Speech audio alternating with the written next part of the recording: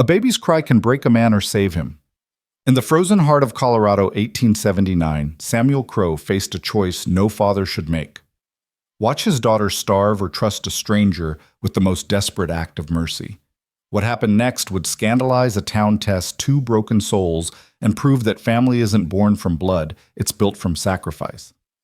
Stay until the end and comment what city you're watching from so I can see how far this story travels. The winter of 1879 didn't just arrive in Dry Creek, Colorado, it invaded. It came with teeth and claws, with wind that howled like something dying, with snow that fell so thick and fast it erased the world. The kind of winter that made men question God and women bolt their doors against the dark. The kind that killed without mercy and took everything crops, cattle, hope. And sometimes it took wives. Samuel Crow stood in the doorway of his cabin, staring out at the white abyss that had swallowed his land. Behind him the fire crackled weakly, casting shadows that danced like ghosts across walls that still smelled of her lavender soap and bread-baking phantom scents that tortured him every waking moment. His clothes hung loose on a frame that had lost 20 pounds in 2 months. His eyes, once the color of summer sky, had gone flat and gray, like stones at the bottom of a cold river. In the back room, the baby was crying again. Grace, 3 months old, born perfect and screaming into a world that had immediately tried to take her mother as payment for her arrival. Samuel's wife Elizabeth had held their daughter for exactly 4 minutes before the bleeding started. The doctor, if you could call the half-drunk sawbones who rode circuit through these parts, a doctor had shaken his head and walked away, leaving Samuel to hold Elizabeth's hand as the life drained from her eyes. "Promise me," she'd whispered, her lips already turning pale. "Promise me you'll keep her safe." He'd promised. He'd sworn on everything holy and unholy. He'd made a vow to a dying woman, and now that vow was killing him because he didn't know how to keep it. The crying intensified, rising to a pitch that drove spikes through Samuel's skull and into his heart. He closed his eyes, pressing his forehead against the rough doorframe. His hands, calloused and scarred from years of ranch work, trembled as they gripped the wood. "I'm coming, baby girl," he called out, his voice hoarse. "Papa's coming." But what good was Papa when Papa didn't have what she needed? He turned from the door and walked through the cabin that had once been filled with laughter and was now just a box holding grief. Past the kitchen table where Elizabeth used to roll out dough, singing songs her grandmother had taught her. Past the rocking chair where she'd planned to nurse their baby, talking about all the things they'd teach her. Past the shelf where her books still sat untouched because he couldn't bear to move them. The nursery, just a corner of their bedroom, really, with a crib he'd built himself from pine, and hope smelled sour. Spit up and desperation. Grace lay on her back, her tiny face scrunched red with fury and hunger, her fists pumping at the air like she was fighting an invisible enemy. Maybe she was. Maybe that enemy was the world itself, cruel and cold and empty of the one person who could have fed her properly. "Hey now, sweet girl, hey now." Samuel reached into the crib and lifted her, and she felt like nothing in his arms, like a bundle of bird bones wrapped in a blanket. She'd lost weight. Even he could see that, and he didn't know a damn thing about babies. Her cheeks, which had been plump at birth, had hollowed. Her arms and legs looked thinner every day. She was starving. Slowly, while he watched. "I know, baby. I know you're hungry." He carried her to the kitchen, juggling her against his shoulder with one arm while he reached for the bottle he'd prepared hours ago. Goat's milk, lukewarm now, with a rag stuffed in the top to serve as a makeshift nipple. He'd tried everything. Different rags, different bottles, different ways of holding her. Nothing worked. She'd suck for a minute, maybe 2, then turn her head away, wailing even louder, her little belly cramping from milk that her system couldn't handle. The goat's milk was killing her almost as fast as no milk at all. Samuel sat in Elizabeth's rocking chair, his chair now, though it would never feel like his, and tried again. He touched the rag to Grace's lips, and she latched on instinctively, desperately. For 30 seconds there was blessed silence. She sucked and swallowed, and Samuel allowed himself to hope. Then her face crumpled. She spit out the nipple and screamed, arching her back, her tiny body rigid with pain and protest. "Please," Samuel begged. He was begging a 3-month-old baby. He'd begged God, he'd begged Elizabeth's ghost, and now he was begging an infant who couldn't understand him. "Please, Grace, you have to eat, you have to try." But she wouldn't. She couldn't. He tried for another 10 minutes, then 20, then gave up because what was the point? She'd just scream until she exhausted herself, then sleep fitfully for an hour before waking to scream again. This was their life now. This was his hell, watching his daughter fade by degrees while he stood helpless. Finally, mercifully, she wore herself out. Her cries faded to whimpers, then to hitching breaths, then to silence. Her eyes fluttered closed. Samuel held her against his chest, feeling her heartbeat too fast, too light, and wondered how many more days she had. A week, 2. How long could a baby survive on air and agony? He carried her back to the crib and laid her down with a gentleness that contradicted everything he'd been before Elizabeth died. Before Grace, he'd been hard. A rancher, a fighter, a man who'd broken horses and shot wolves and built a life from nothing in country that took everything from everyone. Now he was this, a hollow man with trembling hands, terrified to breathe too loud in case he woke the dying child in his care. Outside, the wind picked up, shrieking around the cabin's corners. Samuel walked to the window and stared out at nothing. Snow and darkness. That's all there was anymore. Snow and darkness, and a future that looked like a grave. He'd tried everything he could think of. He'd ridden into town 3 times, begging the shopkeeper, the doctor, anyone who'd listen. Did they know a wet nurse? Did they know any woman who'd recently given birth and might have milk to spare? But Dry Creek wasn't a big town. 15 families, maybe 20, if you counted the ranches spread across the valley. And of those families, none had young mothers. None had help to offer. Your wife should have thought of that before dying. Mrs. Pritchard, the shopkeeper's wife, had said, her voice sharp with righteousness.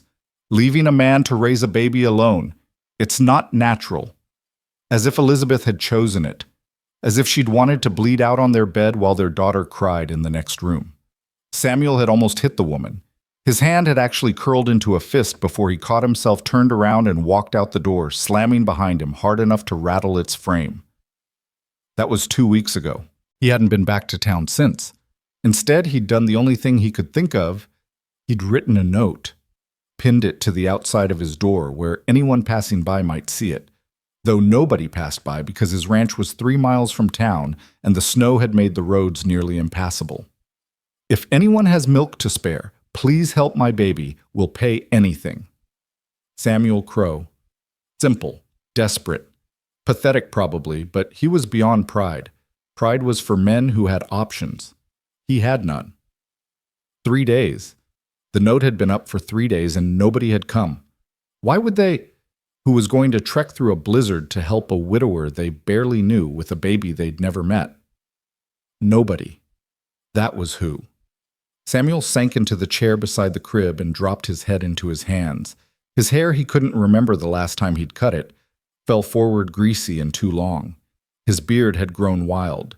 He smelled like sweat and smoke and failure. "I'm sorry, Elizabeth," he whispered to the empty room. "I'm so sorry, I don't know what to do." She didn't answer. She never did. The dead stayed dead no matter how much you needed them. The fire was dying. He should get up, add more wood, keep the place warm for Grace. But moving felt impossible. Existing felt impossible. He was so tired. Not just physically, though. He couldn't remember the last time he'd slept more than an hour at a stretch. Tired in his bones, in his soul. The kind of tired that sleep couldn't fix. Maybe if he closed his eyes for just a minute. The knock came like thunder. Samuel's head snapped up. For a second, he thought he'd imagined it. Then it came again, 3 sharp raps against the wooden door, hard enough to echo through the cabin. Someone was here. He lurched to his feet, stumbling over his own boots in his hurry to reach the door. His heart hammered against his ribs. Who would be out in this weather? It was past midnight, the storm raging, the temperature dropping so fast that ice had formed on the inside of the windows. He grabbed the door handle and yanked it open. Wind and snow blasted into the cabin, and for a moment he couldn't see anything but white chaos. Then a figure stepped forward, emerging from the storm, like something conjured from desperation and prayer. A woman. She was tall, or seemed tall, because she was so thin her cloak plastered to her body by snow and wind. Her hood had blown back, revealing dark hair that hung in wet ropes around a face so pale it looked carved from ice. Her eyes green, he'd realize later, but in the firelight they just looked dark and enormous, fixed on him with an intensity that made him take a step back. "The note?" she said. Her voice was low, rough, like she hadn't used it in a while. "On your door. Is it true?"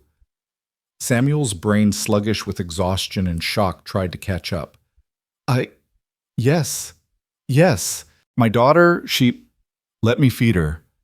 The words hung in the air between them, impossible and perfect. Samuel stared at the stranger standing on his porch in the middle of a blizzard, offering him the one thing he needed most in the world, and for a moment he couldn't speak, couldn't move, couldn't do anything but stand there like an idiot while snow swirled around them and Grace slept her fitful sleep in the next room. "Who are you?" he finally managed. "Clara Rowe. I lived about 4 miles north, near Willow Creek." She swayed slightly, catching herself against the door frame. "Please, let me in. Let me help." Samuel's instincts screamed warnings. Strange woman. Middle of the night. This could be a trap, a trick, something dangerous. But louder than those warnings was Grace's last scream, her body rigid with hunger, her face contorted in pain. He stepped aside. Clara entered the cabin like a ghost, materializing, bringing cold and snow and the scent of winter with her. She pushed her hood back fully, and Samuel got his first real look at her. Late 20s, maybe early 30s, sharp cheekbones, chapped lips, a bruise faded to yellow-green on her left temple, and her eyes haunted, eyes that had seen the same kind of hell he'd been living in. "Where is she?" Clara asked. "Back room. But I need to know—" "My baby died 3 weeks ago." Clara's voice didn't waver, but something in her face crumpled and reformed in the space of a heartbeat. "Born sleeping, but my body doesn't know that. I'm still making milk, and I heard about you, about your wife, about your baby." She met his eyes directly. "Let me help. Please." The please broke something in Samuel's chest. "This way." He led her to the nursery, his mind reeling. Born sleeping 3 weeks ago. This woman had buried her child less than a month ago, and now she was here in his cabin offering to nurse his daughter. It was insane. It was desperate.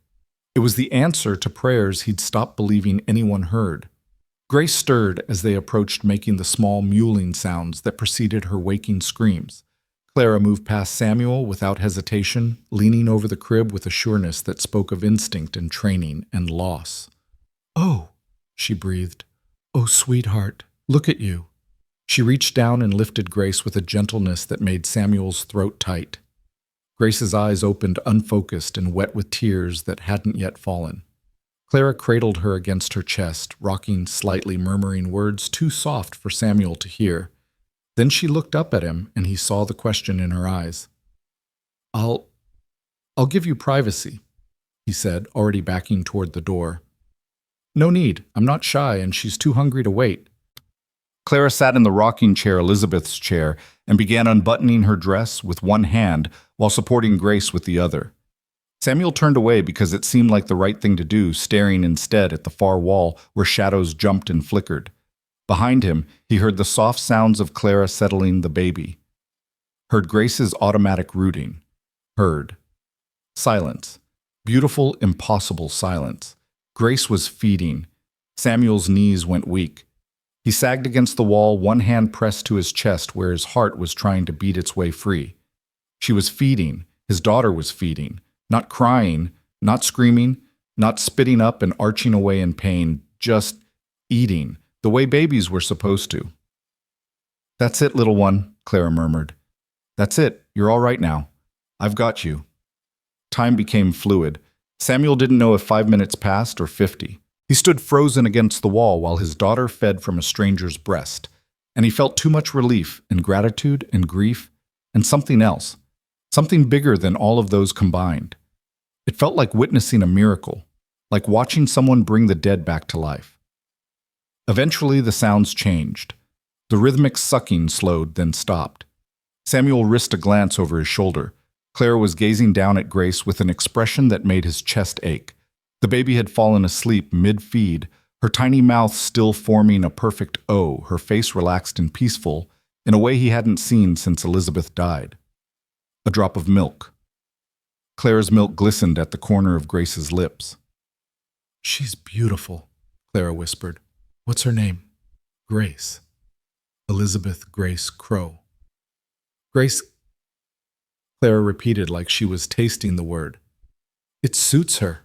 She looked up at Samuel, and he saw tears tracking down her cheeks, though her voice stayed steady. "She was so hungry. How long has it been?" "Since birth. I tried goat's milk, but she can't keep it down. I tried everything His voice cracked. "I didn't know what else to do." Clara's expression shifted, something fierce and protective flashing across her features. "You did this!" She gestured to the note he could just see through the doorway, still pinned to the outside of the front door. "You asked for help. That's not nothing." "I thought no one would come." "I almost didn't." Clara stood carefully, Grace still sleeping against her shoulder, and walked to the crib. She laid the baby down with practiced ease, tucking the blanket around her with gentle precision. "I saw the note 2 days ago when I rode into town. Couldn't stop thinking about it. Told myself it wasn't my business, that I should stay out of it. But tonight," she trailed off, staring down at Grace. "Tonight I couldn't stand it anymore. Being alone.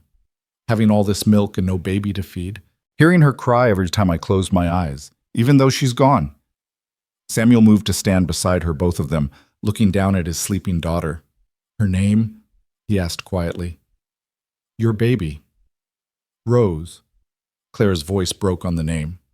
"Rose Catherine Rowe. I buried her under the willow tree by the creek. That's why I called the place Willow Creek, so I'd remember." They stood in silence, two broken people united by loss and milk and a sleeping baby who'd finally stopped crying. "You should stay," Samuel said. "Tonight. The storm's getting worse and you're soaked through. I'll make up the spare room." Clara looked at him, something wary entering her eyes. "I don't care what people think." He surprised himself with the vehemence in his voice. "You saved my daughter's life tonight. You can stay as long as you need, as long as Grace needs. Please." The please his second in as many minutes seemed to settle something in Clara's expression. "One night," she agreed, "then we'll see." But they both knew it wasn't going to be one night. Samuel built up the fire while Clara stood by the crib watching Grace sleep with the intensity of a woman memorizing something precious. He found blankets mostly clean and made up the spare room barely more than a closet with a bed, but it had a door and a window, and it was warm. He heated water for coffee because it was all he had to offer, and because his hands needed something to do. When he brought her a cup, Clara took it gratefully, wrapping her hands around the tin like it could transfer life through her palms. "When did you last eat?" Samuel asked. "I don't remember. Yesterday, the day before." She shrugged. "Doesn't matter much anymore." "It matters." He moved to the pantry and pulled out the last of the bread he'd baked 3 days ago, tough now, but edible. Some dried meat. A jar of preserves Elizabeth had made last summer. He set them on the table. "Eat." Clara looked at the food like she'd forgotten what to do with it. Then slowly she sat and began to eat mechanically, at first then faster, like hunger was catching up with her all at once. Samuel sat across from her drinking his own coffee, watching this stranger who'd appeared from nowhere and changed everything. Questions crowded his mind. Where was her husband? How had her baby died? Why did she have a bruise on her face, but he didn't ask them? Some things were private. Some pain was too fresh to prod. "She'll need to feed again in a few hours," Clara said finally, wiping her mouth with the back of her hand. "Babies that young eat every 3 or 4 hours." "I know." He paused. "I mean, I do now. I've been living by that schedule for 2 months. I just haven't had anything she could eat." "You've been doing this alone, all of it. There's no one else." Clara's expression hardened. The town has its own problems, and he gestured vaguely at himself. "I'm not easy to like. Neither am I." Clara stood carrying her dishes to the wash basin. "We'll manage." "We." Such a small word, such an enormous word. Samuel showed her to the spare room, apologizing for the dust, the cold, the everything. Clara cut him off. "It's warm. It's dry. It's more than I had tonight.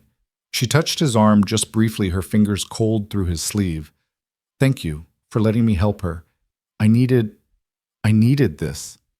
He understood. Saving Grace was saving something in Clara too. Maybe the part of her that remembered how to be a mother. Maybe just the part that remembered how to feel useful instead of destroyed. She'll cry, he warned.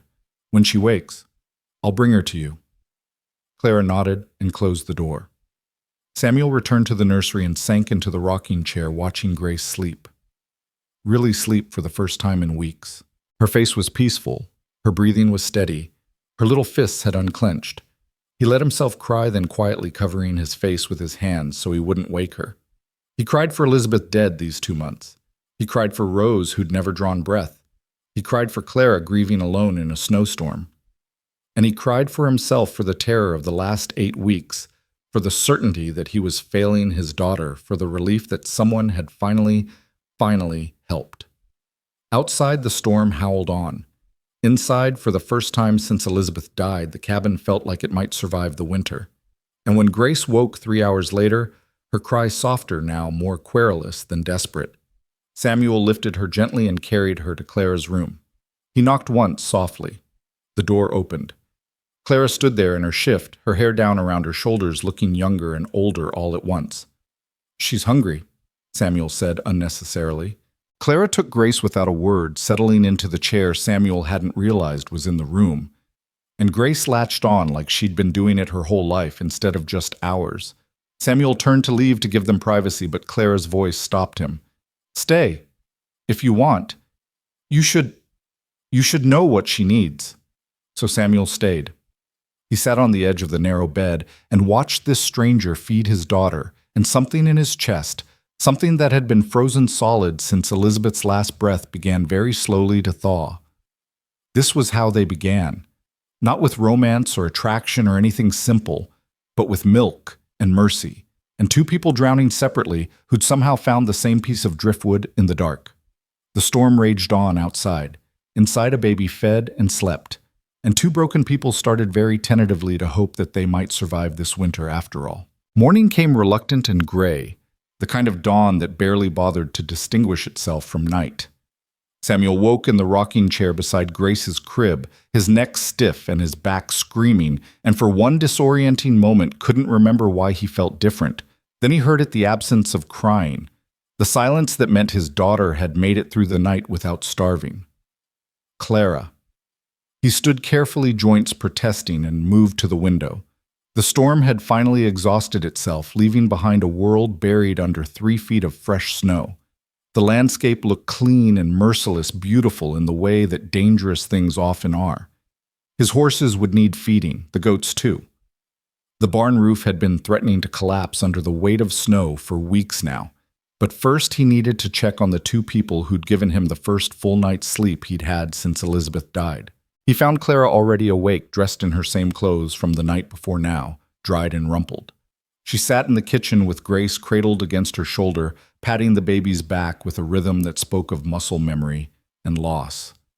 She looked up when Samuel entered, and he saw the dark circles under her eyes, the exhaustion that matched his own. She fed twice more in the night, Clara said quietly. At 2 and again at 5. She's keeping it all down. You should have woken me. Why? What would you have done? Clara's voice held no accusation, just simple truth. This is what I can do. Let me do it. Samuel moved to the stove, stirring up the coals, adding kindling. The domestic action felt strange and familiar. All at once, he'd done it every morning for 2 months, but always with Grace's cries providing a soundtrack of desperation. Now there was just the crackle of catching fire and the small sounds of a content baby. I need to feed the animals, he said. Check the barn. Will you be all right here? Clara met his eyes, and something passed between them. An understanding, maybe, or just the recognition of 2 people too tired to pretend things were normal. We'll manage, but Samuel... She paused. I'll need to eat. If I'm going to keep feeding her, I need food. Real food. I'll cook something when I get back. We have eggs, some bacon. Not much else, but I can cook. Clara shifted Grace to her other shoulder.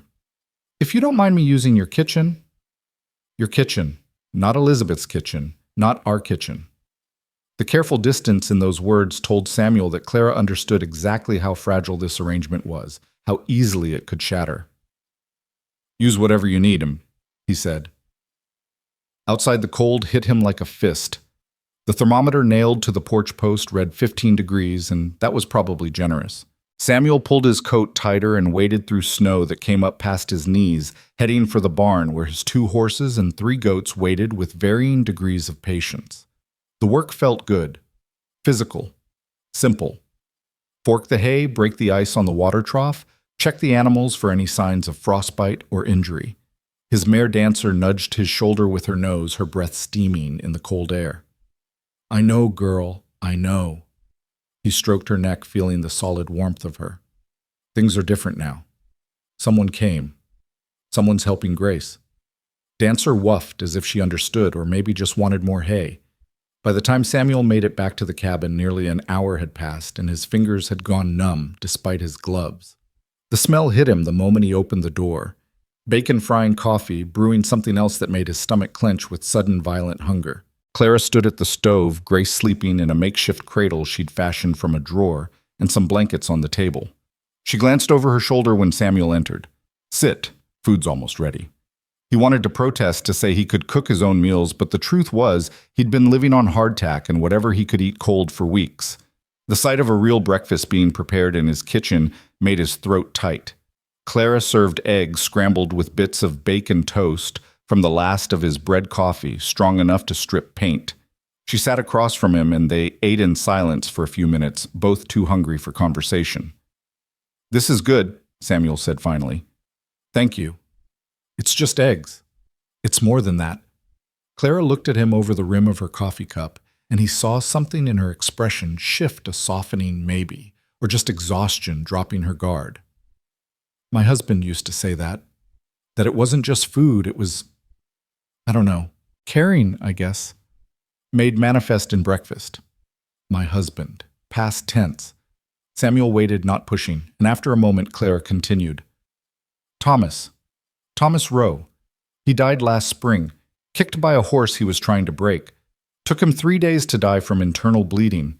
She said it matter-of-factly, like she was reading from a ledger. "I was 4 months pregnant when it happened. Buried him in May, had Rose in September. She lived for about 10 minutes inside me, then just stopped. The midwife said sometimes that happens. God's will, she called it." Clara's laugh was bitter as winter wind. "God's will that my husband dies. God's will that my baby never breathes. God's will that I'm alone in a cabin I can't maintain with milk my daughter will never drink. I'm sorry. Everyone's sorry. Sorry doesn't change anything." She picked up her fork, put it down again. "I sold most of the livestock after Thomas died. Kept 2 goats for milk, some chickens. Thought maybe I could manage alone. Then Rose..."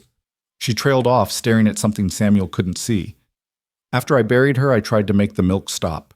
Bound my breasts, ignored the pain. But it kept coming.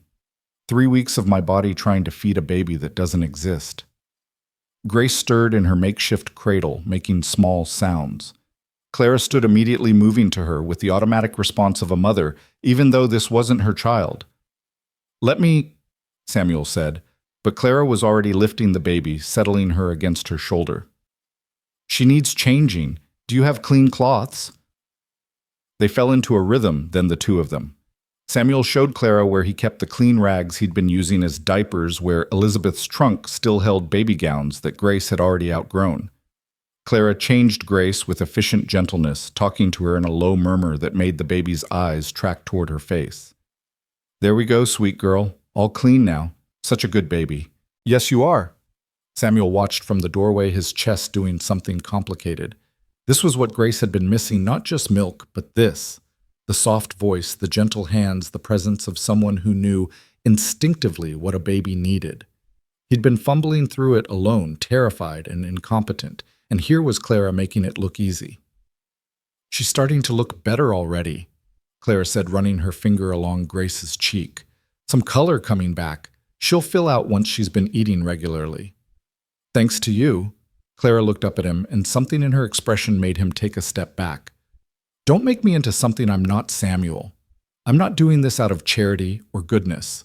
I'm doing it because I need to. Because if I don't feed someone's baby, I think I'll go mad. The honesty of it hit him harder than gratitude would have. Then we're helping each other, he said finally. You need someone to feed. Grace needs to be fed. That's not charity. That's just survival. Claire considered this, then nodded slowly. Survival. All right, I can live with that. The day unfolded in a series of small necessities. Samuel chopped wood while Clara fed Grace. Clara washed the breakfast dishes while Samuel repaired a broken window shutter. They moved around each other carefully, two people learning the dance of shared space without the benefit of affection or history. By afternoon, the sun had managed to break through the clouds, turning the snow blindingly bright. Samuel was in the barn reinforcing a loose board when he heard the sound of a horse approaching. He straightened hammer still in hand and squinted toward the road. A rider. Coming fast, snow kicking up around the horse's hooves. Samuel's stomach tightened. He wasn't expecting anyone, and unexpected visitors in winter usually meant trouble. He walked out to meet whoever it was, and as the rider got closer, he recognized the bay gelding that belonged to James Pritchard, the shopkeeper.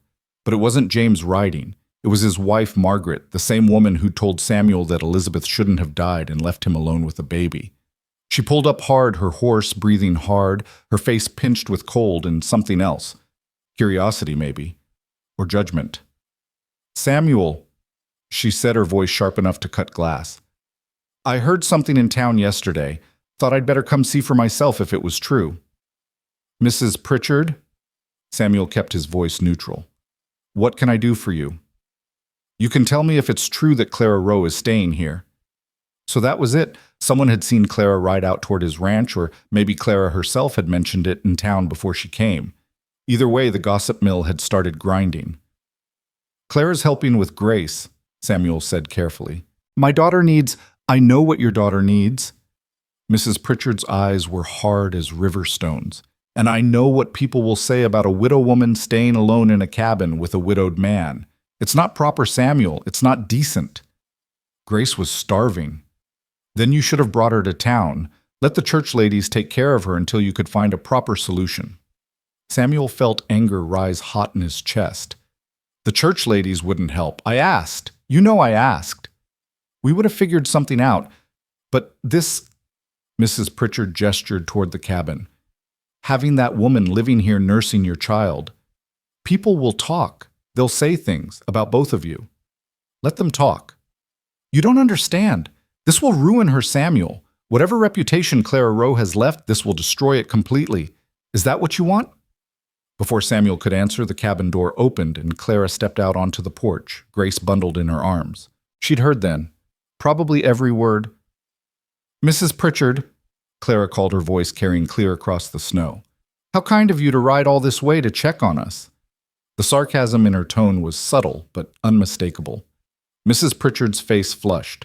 Clara, I'm only thinking of your reputation. You can't stay here. People will assume what they always assume about women. Clara descended the porch steps, moving carefully on the packed snow. That we're either saints or whores with nothing in between. But you know what, Margaret, I don't care. This baby was dying. I have milk. It's that simple. It's not simple at all, and you know it. Come back to town with me. We'll find another way to help Samuel's child. There is no other way. Clara's voice hardened. Unless you've suddenly started lactating, Margaret, there's no other way. So you can ride back to town and tell everyone whatever you want. Tell them I'm a fallen woman. Tell them Samuel and I are living in sin. Tell them whatever story makes you feel righteous. But I'm staying here as long as Grace needs me. Mrs. Pritchard's mouth opened and closed like a fish. She looked to Samuel as if expecting him to take control of the situation, to put Clara in her place. But Samuel just stood there, hammer hanging loose in his hand, looking at this woman who'd shown up in a blizzard to save his daughter and was now willing to sacrifice her reputation to keep doing it. This is a mistake, Mrs. Pritchard said finally. For both of you. Mark my words, this will end badly.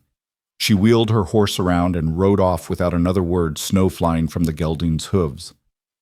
Samuel and Clara stood in the yard watching her go. Grace made a small sound and Clara automatically shifted her rocking slightly. I'm sorry, Samuel said. I didn't think that people would talk, but Clara's laugh was short and sharp. Of course they'll talk. They're already talking. Margaret Pritchard didn't ride 3 miles in the snow just to warn us out of the goodness of her heart.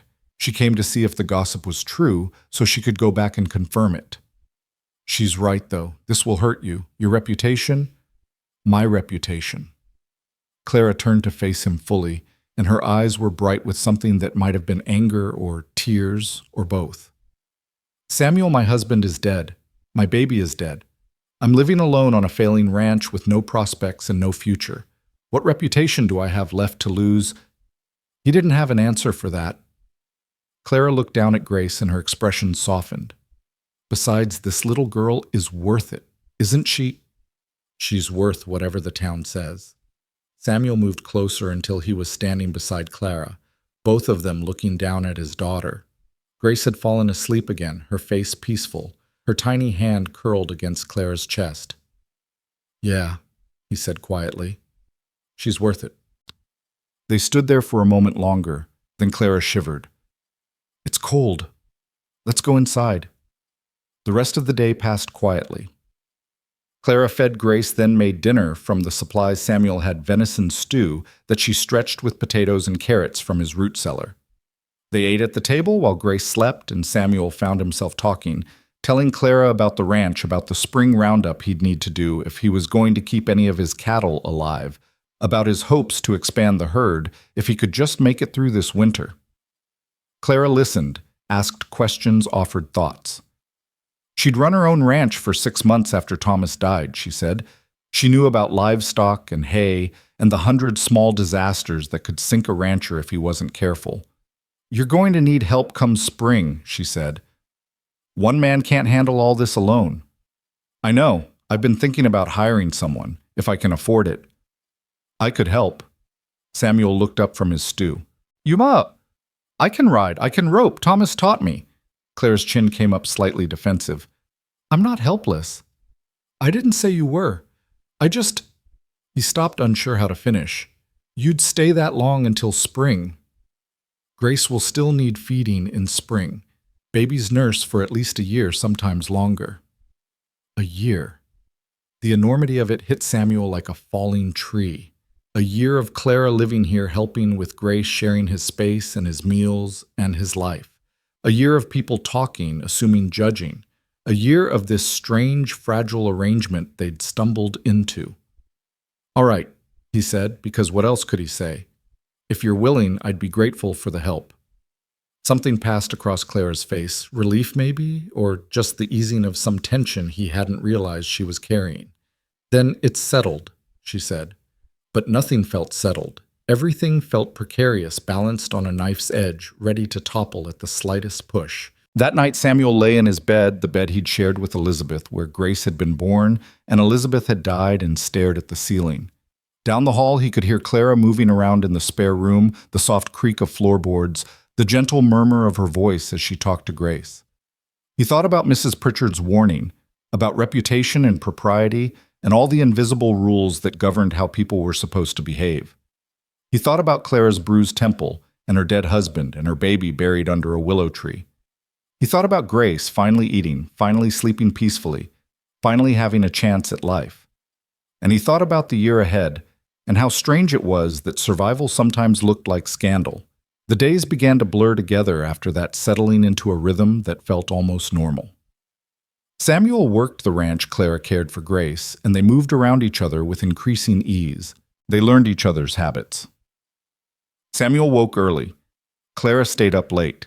Samuel liked his coffee strong and black. Clara took hers with sugar when they had it. Samuel was quiet in the mornings. Clara was quiet in the evenings. Grace thrived. Within a week, she'd gained enough weight that her clothes fit properly. Within 2, she was smiling. Real smiles, not just gas, Clara insisted, and tracking movement with her eyes. She seemed to recognize Clara's voice, would turn her head toward it when Clara entered a room. Samuel watched it happen with gratitude and something else, something more complicated. Grace was bonding with Clara, learning to love her. And that was good. That was what she needed, but it also meant that when this arrangement inevitably ended, because it would end, everything ended, Grace would lose another mother. He tried not to think about that. tried to focus on the present, on the miracle of his daughter eating and sleeping and living. But late at night, the worry crept in like cold through the cracks in the walls. 2 weeks after Clara arrived, Samuel had to ride into town for supplies. They were out of flour and sugar, low on coffee and beans. The trip couldn't be avoided any longer. "I could go," Clara offered when he announced his plans at breakfast. "No, it should be me." Samuel didn't add that he was afraid of what people might say to her, how they might treat her. She knew. "Then take Grace with you. Show them she's thriving. Maybe that will quiet some of the talk." Samuel considered this. It was a good idea, strategically speaking. Let the town see that his daughter was healthy and happy, proof that Clara's presence was necessary and good. But it also felt like using Grace as a shield, and something in him rebelled against that. "I'll go alone," he said finally. "I won't be gone long." The ride into Dry Creek took an hour through snow that had finally begun to compact and ice over. Samuel's breath steamed in the air, and Dancer picked her way carefully over the treacherous road. By the time they reached town, Samuel's face was numb with cold, and his hands ached despite his gloves. The change in atmosphere was immediate. As Samuel hitched Dancer outside Pritchard's general store, he saw curtains twitch in windows, saw people pause in their conversations to stare, saw Mrs. Henderson whisper something to Mrs. Green, both women's heads swiveling toward him like hawks spotting prey. He ignored them. Pushed open the door to the store, the bell chiming his arrival. James Pritchard stood behind the counter, and his expression when he saw Samuel was carefully neutral. "Samuel, what can I do for you?" "Need supplies." Samuel handed over his list, short and utilitarian. "Whatever you've got." Pritchard scanned the list, then began gathering items from the shelves. The store smelled like coffee and tobacco, and the sawdust scattered on the floor.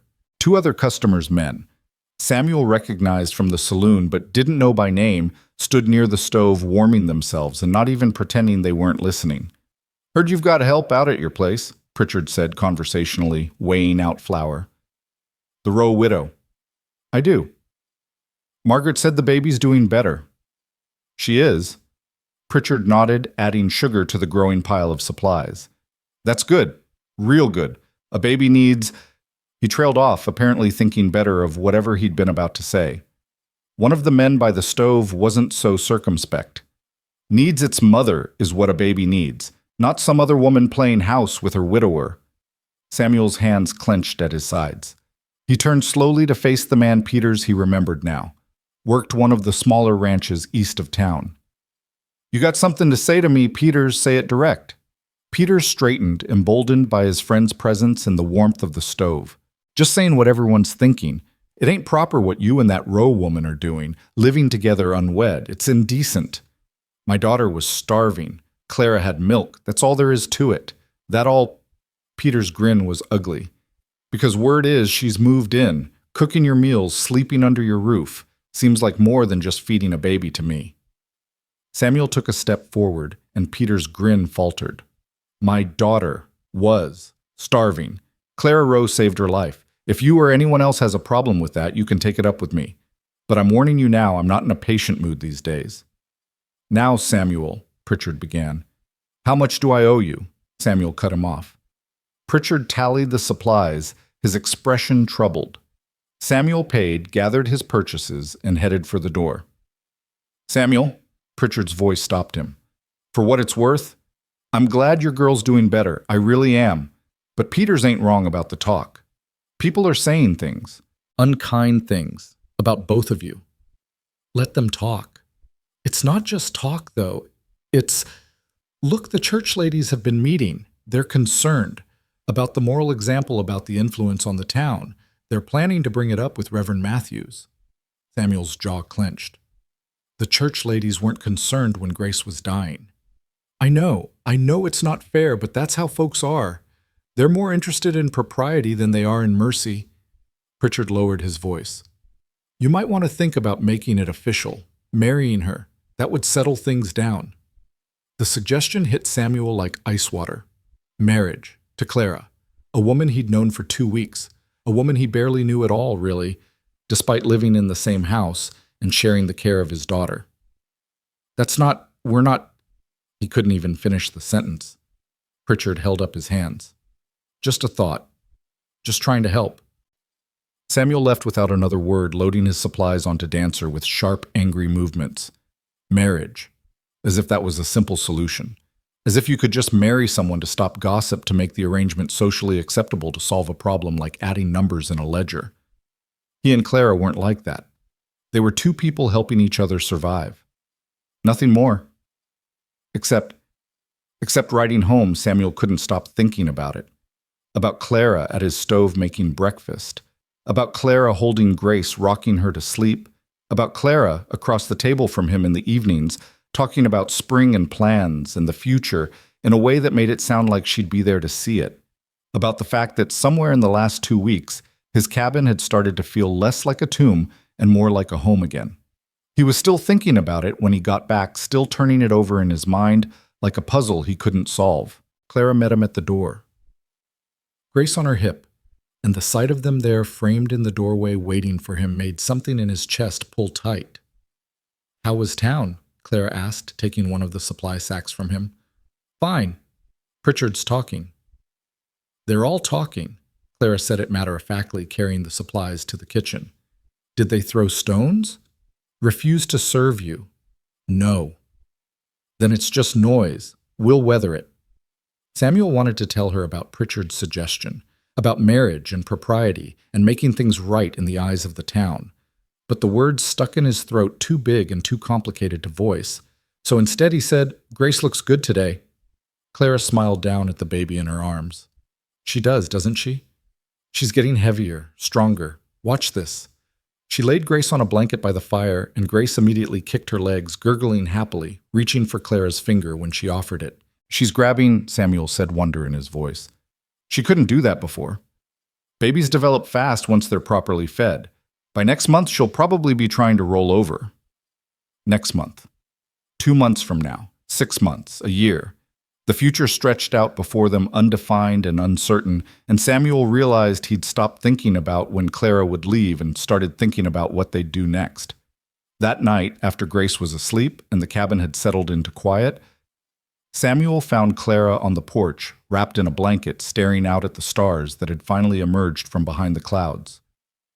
"Cold out here," he said, joining her. "I like it. Reminds me I'm still alive." She glanced at him. "Something on your mind?" "You've been quiet since you got back." Samuel leaned against the porch railing, choosing his words carefully. "Pritchard suggested something today. Said it might help with the gossip." "What's that?" "That we should get married." Clara went very still beside him. The silence stretched out, broken only by the distant howl of a coyote somewhere in the hills. "Married?" she said, finally, her voice strange. "You and me. He says it would make things respectable. Stop the talk." "Is that what you want? To stop the talk?" Samuel turned to look at her, but Clara was still staring straight ahead, her expression unreadable in the darkness. "I don't know what I want," he admitted. 2 weeks ago, I wanted my daughter to live. That was it. That was the only thing. Now she's living, and I should be grateful, and I am, but nothing simple. No. Clara pulled the blanket tighter around her shoulders. "I'm not looking for a husband, Samuel. I already had one, and he's dead. I'm not trying to replace him." "I know that. And you're not looking for a wife. You had one too, Elizabeth. You loved her." "I did." Samuel's voice caught on the past tense. "I do. I know." Clara's hand found his in the darkness, squeezed once, then let go. "So we're clear. This isn't about romance or love or any of that. This is about survival, about doing what needs to be done." "Yeah." They stood in silence for another moment, and then Clara laughed softly. "Your daughter has made conspirators of us, Samuel Crow. 2 people who should be enemies, or at least strangers bound together by milk and gossip. Is that so bad?" Clara considered this. "No, I don't think it is. Strange, but not bad." She turned to face him. "For what it's worth, I'm not planning on going anywhere. Not until Grace is weaned, at least. So if that's what you're worried about..." "It's not. I mean, I was, but..." Samuel ran a hand through his hair, frustrated with his inability to say what he meant. "What if they try to take her, The church ladies, or the town council, or whoever decides they have that authority. What if they say I'm an unfit father because I'm letting you live here unwed? Clara's expression hardened. Let them try. I'm serious, Clara. If they think, then maybe Pritchard's right. Clara said it quietly, but with finality. Maybe we should get married. Not for love, not for romance, just for protection, for grace, to keep anyone from having grounds to take her away from you. Samuel stared at her. You'd do that, marry me, just to protect my daughter. She's not just your daughter anymore, Samuel. Not really. Clara's voice went soft. I know she's not mine. I know I'm just borrowing her, I guess, being her mother while she needs one. But I love her, I do. And if marrying you means she stays safe, then yes, I'd do that. The offer hung between them like smoke, substantial and fragile all at once. Samuel thought about Elizabeth, about promises made and broken. He thought about Clara's dead husband and dead baby, about all the grief they were both carrying. He thought about Grace sleeping peacefully in her crib, finally safe and fed and loved. All right, he heard himself say. If you're willing, then all right? Clara nodded once, sharp and decisive. All right. They stood on the porch a moment longer, two people who'd just agreed to marry for all the wrong reasons, or maybe all the right ones, depending on how you looked at it. Then Clara went inside and Samuel stayed out in the cold, watching his breath steam in the moonlight and wondering what the hell he'd just done. Inside, Grace slept on dreaming baby dreams, unaware that her life had just changed again, that she was about to get a mother, not the one born to her, but the one chosen by necessity and sealed by vows that meant protection instead of passion. And in the spare room, Clara sat on the edge of her narrow bed, hands pressed to her face, and tried not to think about Thomas or Rose or the fact that she'd just agreed to marry a man she barely knew for the sake of a baby that wasn't hers.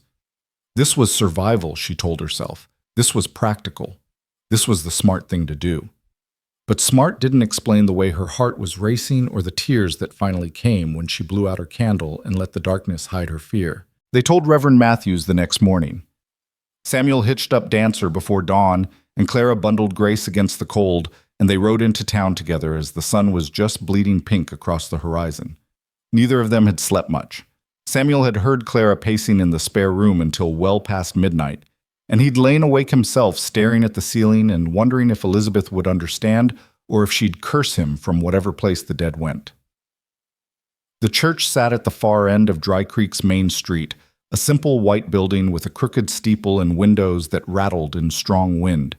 Reverend Matthews lived in a small house behind it, and smoke was already rising from his chimney when they arrived. Samuel helped Clara down from the horse, and she kept Grace tucked tight against her chest as they walked to the door.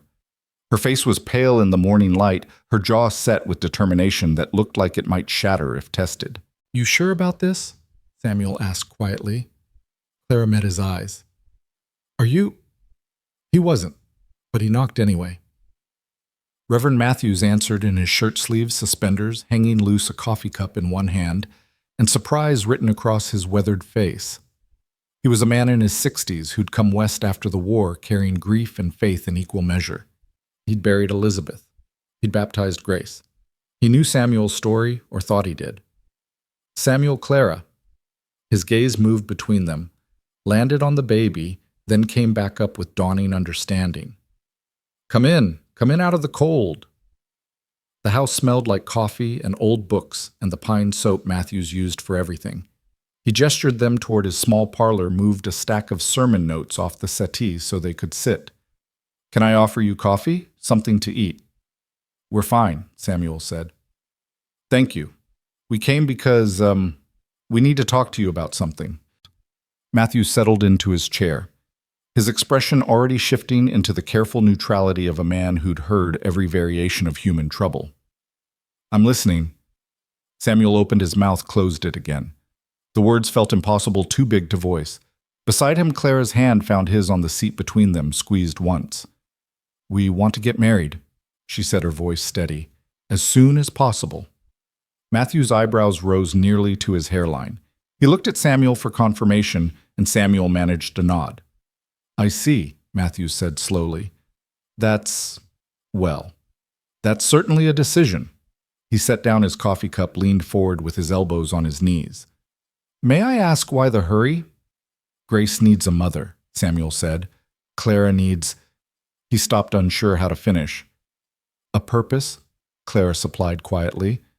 I need a purpose, and Samuel needs help. So we thought, this makes sense. For all of us.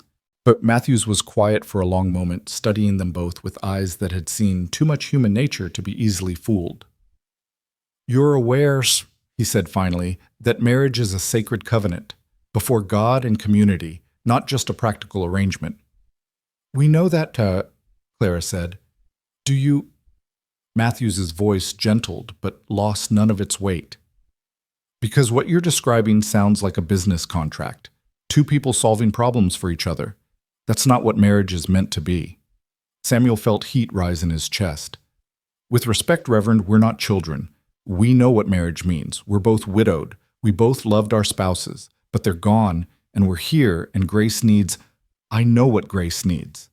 Matthews cut him off, not unkindly. I've heard the talk in town about Clara staying at your ranch, about the feeding, about the scandal it's causing. He looked at Clara. Is that what this is, trying to silence gossip? Clara's chin came up. If it was just gossip, I wouldn't care. But Samuel's worried they'll try to take Grace from him, that they'll say he's unfit because he's allowing an unwed woman to live in his home. If we marry, they can't say that. So it's about protection. Yes. Matthews sat back, his expression troubled. I understand the reasoning. I do. But marriage entered into for the wrong reasons can create more problems than it solves. What happens when the arrangement becomes uncomfortable? When one of you meets someone else, falls in love properly? That's not going to happen, Samuel said flatly. You don't know that. You're both young still. Elizabeth's been dead 2 months. Samuel's voice cracked. 2 months, Reverend. I'm not looking for love. I'm looking for survival. And you... Matthews turned to Clara. How long has Thomas been gone? Nearly a year. Rose 3 weeks. Clara's hands tightened around Grace.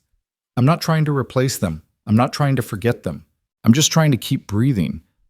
And this helping Samuel caring for Grace, it's the first thing that's made me feel like maybe I can. The room fell silent except for the tick of the clock on the mantel and Grace's small breathing sounds.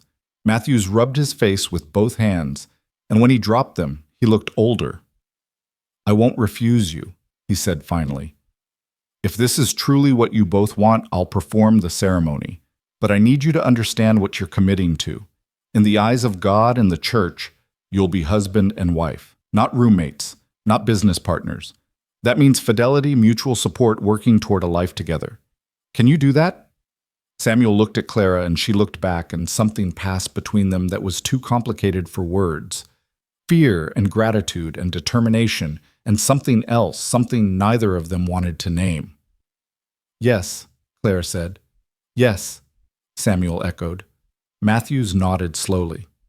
Then I'll marry you, but not today. Give it a week. Think about it, pray about it. Make sure this is truly what you want.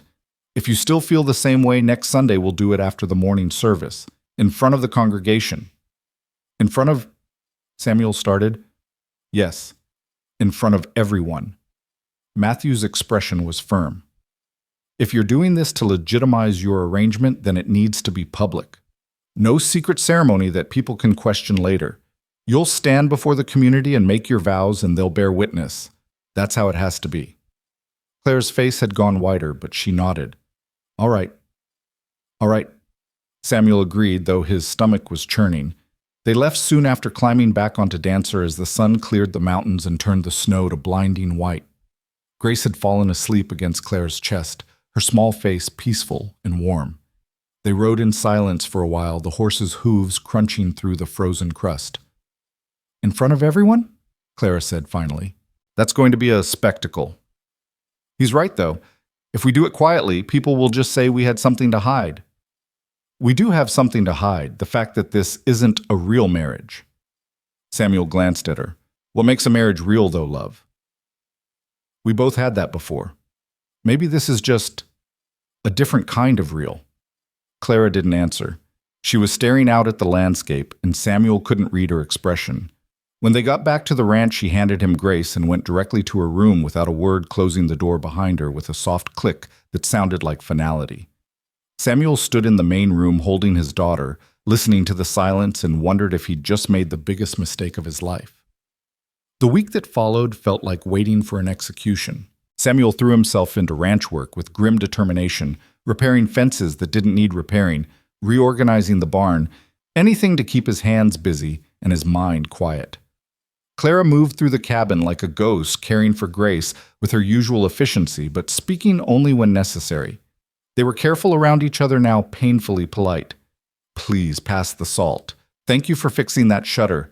Grace needs more firewood in her room." The easy rhythm they'd begun to develop had shattered, replaced by awkwardness and uncertainty. On Wednesday, Clara made bread and burned it standing at the stove with tears streaming down her face while the acrid smell filled the cabin. Samuel found her there, scraping blackened crust into the slop bucket with violent motions. "It's just bread," he said quietly. "It's not just bread." Clara threw the pan into the wash basin with a clatter. "Nothing's just anything anymore. Everything means something else, and I don't know how to—" She broke off, pressing her hands to her face. Samuel moved closer, not touching, but present. "We don't have to do this. If you've changed your mind, I haven't changed my mind." Clara dropped her hands and her eyes were red but fierce. "I'm terrified, Samuel. I'm terrified of standing in front of those people who've been gossiping about me, who've been calling me a whore and a homewrecker and marrying you like everything's normal and fine. I'm terrified that I'm betraying Thomas's memory, that I'm using you, that I'm going to fail at this the way I failed at everything else." "You haven't failed. My baby died inside me." Clara's voice broke on the words. "She was supposed to live and she died. That's failure. That's the biggest failure there is." "That wasn't your fault." "Then whose was it? God's." "Is that what I'm supposed to believe? That God took her, took Thomas, took Elizabeth just because—" Clara was shaking now, her whole body trembling with suppressed grief. "I don't believe that. I can't. Because if I believe that, then I have to believe that God's cruel. And if God's cruel, then what's the point of any of this?" Samuel didn't have an answer. He'd asked himself the same questions in the dark hours after Elizabeth died, had come up with nothing but empty air and bitter anger. "I don't know," he said finally. "I don't know why any of it happened. I just know that you're here now, and Grace is alive because you're here, and that has to mean something." Clara looked at him for a long moment, then nodded slowly. "It means we're surviving, that's all. That's enough." She turned back to the stove, started making new bread, and Samuel left her to it. But that night, he heard her crying again through the thin wall that separated their rooms, and he lay awake listening, wanting to help, and having no idea how. Thursday brought unexpected visitors. Samuel was in the barn when he heard horses, multiple horses, and emerged to find 3 men riding up to the cabin. He recognized 2 of them, Marcus Stone, who owned a large ranch west of town, and Daniel Cooper, the bank manager. The third man was a stranger, thin and severe in a black suit. Samuel's stomach dropped. This was trouble. He could smell it. "Stone, Cooper." He kept his voice neutral. "What brings you out here?" Stone dismounted, a big man with a bigger voice used to being obeyed. "Samuel, we need to talk to you. To you and Mrs. Rowe." "About what?" "About the situation you've created here." The thin man spoke for the first time, his voice nasal and officious. "I'm Howard Bentley, representing the county. I've been asked to investigate complaints regarding the welfare of your child." Samuel's hands clenched into fists. "There's nothing to investigate. Grace is fine, she's healthy, and cared for." "That's what we're here to determine." Bentley pulled out a small notebook, flipped it open. "We've received multiple reports that you're living in an inappropriate arrangement with a woman who is not your wife, and that this woman is acting as caretaker to your infant daughter. Is this accurate?" Before Samuel could answer, the cabin door opened and Clara stepped out. Grace in her arms. She'd clearly been listening from inside, and her face was set in hard lines. "I'm Clara Rowe," she said, her voice carrying clear and cold. "And yes, I'm caring for Samuel's daughter, because she was starving and I had milk. Is that what you're here to investigate? Whether a baby should eat?" Bentley's expression didn't change. "I'm here to investigate whether this child is being raised in a morally appropriate environment. May I see her? No, Samuel said flatly. You may not. I have the authority. You have nothing. Samuel moved to stand between Bentley and Clara. This is my land. That's my daughter. And unless you have a warrant or some other legal document, you can get back on your horse and ride out. Stone held up his hands, trying to be conciliatory. Now, Samuel, don't make this harder than it has to be. We're just concerned. The whole town's concerned. Living arrangements like this, they're not proper. They set a bad example. A bad example of what keeping a child alive. Of sin, Cooper said bluntly. You're living in sin with this woman, and everyone knows it. Clara laughed short and bitter. Sin? That's rich coming from you, Daniel. Should I tell them about the time you propositioned me at my husband's funeral? Or would that ruin the righteous image you're trying to project? Cooper's face went red. That's a lie. It's the truth. Clara's voice was steel. You told me I'd need help managing Thomas's affairs, and you'd be happy to provide that help in exchange for certain considerations. Should I describe those considerations in detail, or can we all agree that you're the last person who should be lecturing anyone about sin? Bentley made a note in his book which only seemed to make Cooper angrier. This is exactly what I'm talking about. This woman's influence is saving my daughter's life. Samuel's voice cut through the argument like a blade. And for your information, Clara and I are getting married this Sunday after church, so your investigation can end right now because by the time you file whatever report you're planning to file, we'll be legally wed. Silence fell over the yard. Stone and Cooper exchanged glances. Bentley's pen stopped moving. Married, Stone said slowly. This Sunday. That's right. Well, Stone cleared his throat. That does change things, if you're making it legal. We are. Bentley snapped his notebook shut with a sound like a gunshot. I'll still need to file a report, but if marriage is imminent, I suppose there's no need for further action at this time. He gave Clara a look that was equal parts disdain and something uglier. Though I hope you're aware, Mrs. Rowe, that remarrying so quickly after your husband's death will be noted. Some might say you're being opportunistic. Clara's arms tightened around Grace, but her voice stayed level. Some might say I'm doing what needs to be done, just like you, Mr. Bentley. I'm sure your investigation has nothing to do with the fact that Samuel's ranch sits on prime grazing land that certain parties might want to acquire if he were deemed unfit and forced to sell. Direct hit. Samuel saw it in the way Bentley's face went carefully blank, in the way Stone suddenly found his saddle horn fascinating. That's slander, Bentley said coldly, only if it's not true. Clara shifted Grace to her other hip. Now, if you gentlemen are finished threatening us, we have a wedding to prepare for. Good day. She turned and walked back into the cabin, and Samuel had never admired anyone more in his life. He faced the three men, letting them see the promise of violence in his stance. You heard the lady. Good day. They left, but not before Stone muttered something to Cooper about uppity women and not knowing their place. Samuel watched them ride away, his heart hammering his hands, shaking with adrenaline and rage. Inside, he found Clara sitting at the table, Grace in her lap, her face buried in the baby's soft hair. She was trembling. Clara, I'm fine. She looked up and her eyes were dry but furious. I'm fine. They're bastards, all of them, but I'm fine.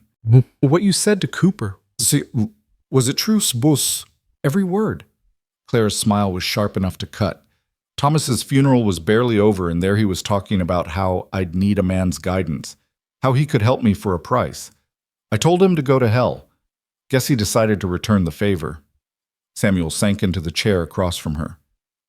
And what you said about the land, about them wanting to force me to sell, was an educated guess. But I bet I'm right. Stone's been expanding his ranch for years. Your land borders his on the west. If you were declared unfit, if Grace was taken away and you were forced to leave, she shrugged. It's the oldest story in the West.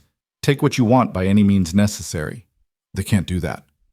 They can if we give them ammunition, but we won't. Clara's jaw set. This Sunday we get married in front of everyone, and we show them all that we're respectable, legitimate, and not going anywhere. Samuel nodded slowly. In front of everyone.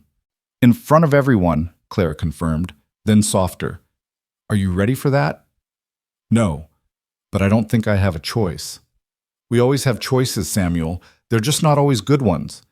Clara stood carrying Grace toward the back room for her nap. At the doorway, she paused. For what it's worth, I'm glad we're doing this. Not because of them, but because it's right. For Grace. That's enough reason. She disappeared into the bedroom, leaving Samuel alone with his thoughts and the echo of her words. It's right. For Grace. That's enough reason. He hoped she was right. The days until Sunday passed in a blur of preparation and dread. Clara washed her one good dress, the dark blue wool she'd worn to Thomas's funeral. Samuel dug out his suit moth-eaten and smelling of camphor and tried not to think about the last time he'd worn it to Elizabeth's funeral, standing by her grave, while the preacher talked about God's plan, and Samuel's hands shook with the urge to hit something. Saturday night, neither of them slept. Samuel lay in his bed listening to Clara move around her room, opening and closing drawers, pacing. Around 2 a.m, he heard her crying again, soft and muffled, and this time he got up. He stood outside her door for a full minute before knocking. Clara, you all right? The crying stopped. Silence. Then, no, but I will be. Can I come in? More silence. Then the sound of footsteps, and the door opened. Clara stood there in her nightgown, her hair down around her shoulders, her face blotchy, and her eyes swollen. She looked young and lost, and nothing like the fierce woman who'd faced down 3 men in their yard. I'm scared, she whispered. I know, me too. What if we can't do this?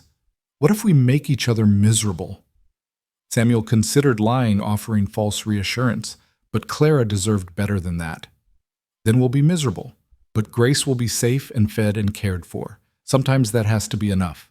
Clara's laugh was watery. That's not much of a pep talk. I'm not much good at those. He hesitated, then held out his hand. But we're in this together, whatever happens. Partners. Clara looked at his hand for a long moment, then took it. Her fingers were cold and small in his, and Samuel felt the tremor running through her. Partners, she agreed. For Grace. For Grace. They stood there in the hallway, holding hands like children afraid of the dark, and something settled between them. Not love, not yet, maybe never, but understanding, shared purpose, the beginning of something that might given time become friendship or trust or something else entirely. Try to sleep, Samuel said finally. Tomorrow's going to be hard enough without being exhausted. Clara nodded, squeezed his hand once more, then let go. Samuel, thank you for not treating this like it's nothing, for understanding that it matters even if it's not traditional. It matters, Samuel confirmed. More than I thought it would. He went back to his room, and this time, when he lay down, he heard Clara settling too, the bed creaking the sounds of her arranging blankets. No more crying, just the quiet sounds of 2 people trying to rest before the day that would change everything. Sunday morning dawned cold and clear, the sky so blue it hurt to look at.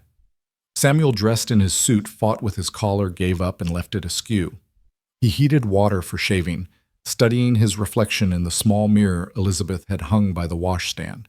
The man looking back at him was a stranger, too thin, too tired, too old for 32, but his hands were steady as he scraped the razor over his jaw, and that was something. Clara emerged from her room dressed in her blue wool, her hair pinned up her face, pale but composed. She'd done something with her eyes that made them look less swollen. She carried Grace, also dressed in her best gown, the white christening dress Elizabeth had sewn before she died.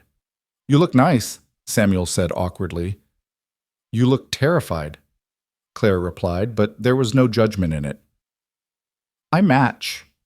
They ate breakfast in silence, neither of them tasting the food. Then Samuel hitched up the wagon. Not dancer today, but the wagon because arriving at your own wedding on horseback seemed wrong somehow, and helped Clara and Grace onto the seat. The ride into town took forever and no time at all. The church was already full when they arrived, every pew packed with people who'd come to witness either a wedding or a scandal, probably both. Samuel helped Clara down, took Grace from her arms, and together they walked toward the building. At the door, Clara stopped. Her hand found his arm gripping tight. Last chance, she said quietly. We can turn around, drive back to the ranch, tell Matthews we changed our minds. Samuel looked down at Grace sleeping peacefully against his shoulder, then at Clara, scared and brave and here, then at the church full of people waiting to judge them. "No," he said. "No turning around, we're doing this." Clara took a deep breath, nodded once, and stepped forward. Samuel followed. The church went silent when they entered, every head turning, every eye tracking their progress down the aisle. Samuel saw Mrs. Pritchard in the third pew, her mouth pinched with disapproval. Saw Stone and Cooper near the back wearing expressions of thwarted satisfaction. Saw a dozen other faces, some curious, some condemning, none particularly friendly.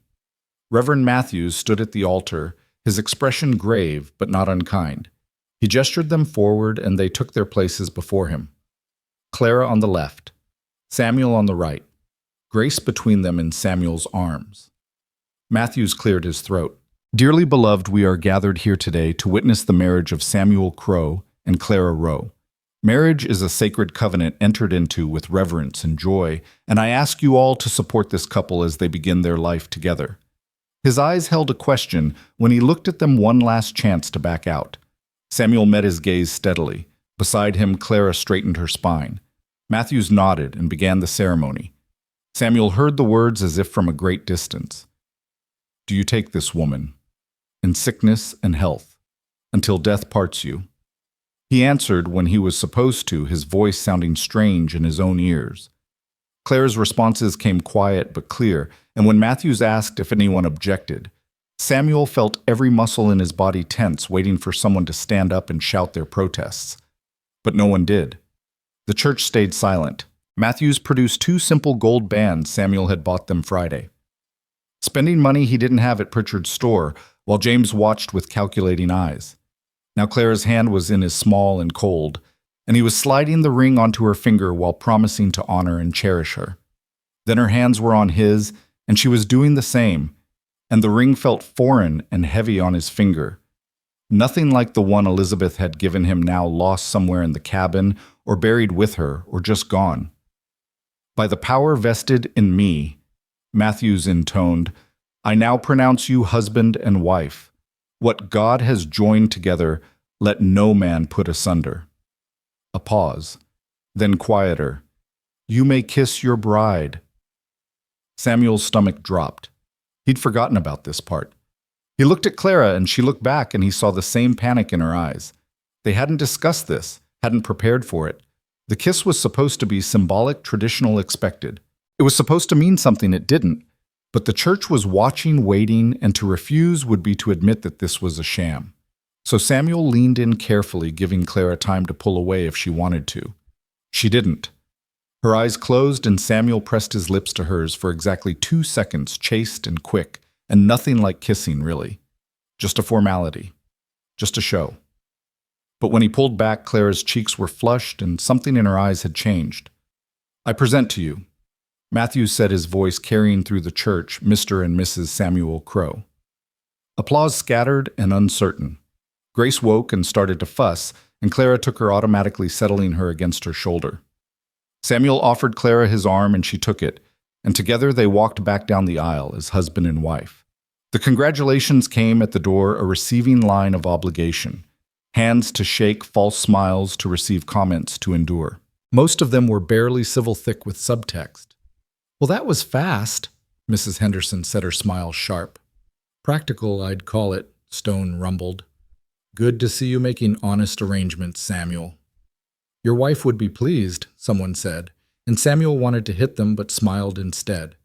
Clara handled it better, accepting each comment with a nod and a polite word, giving nothing away.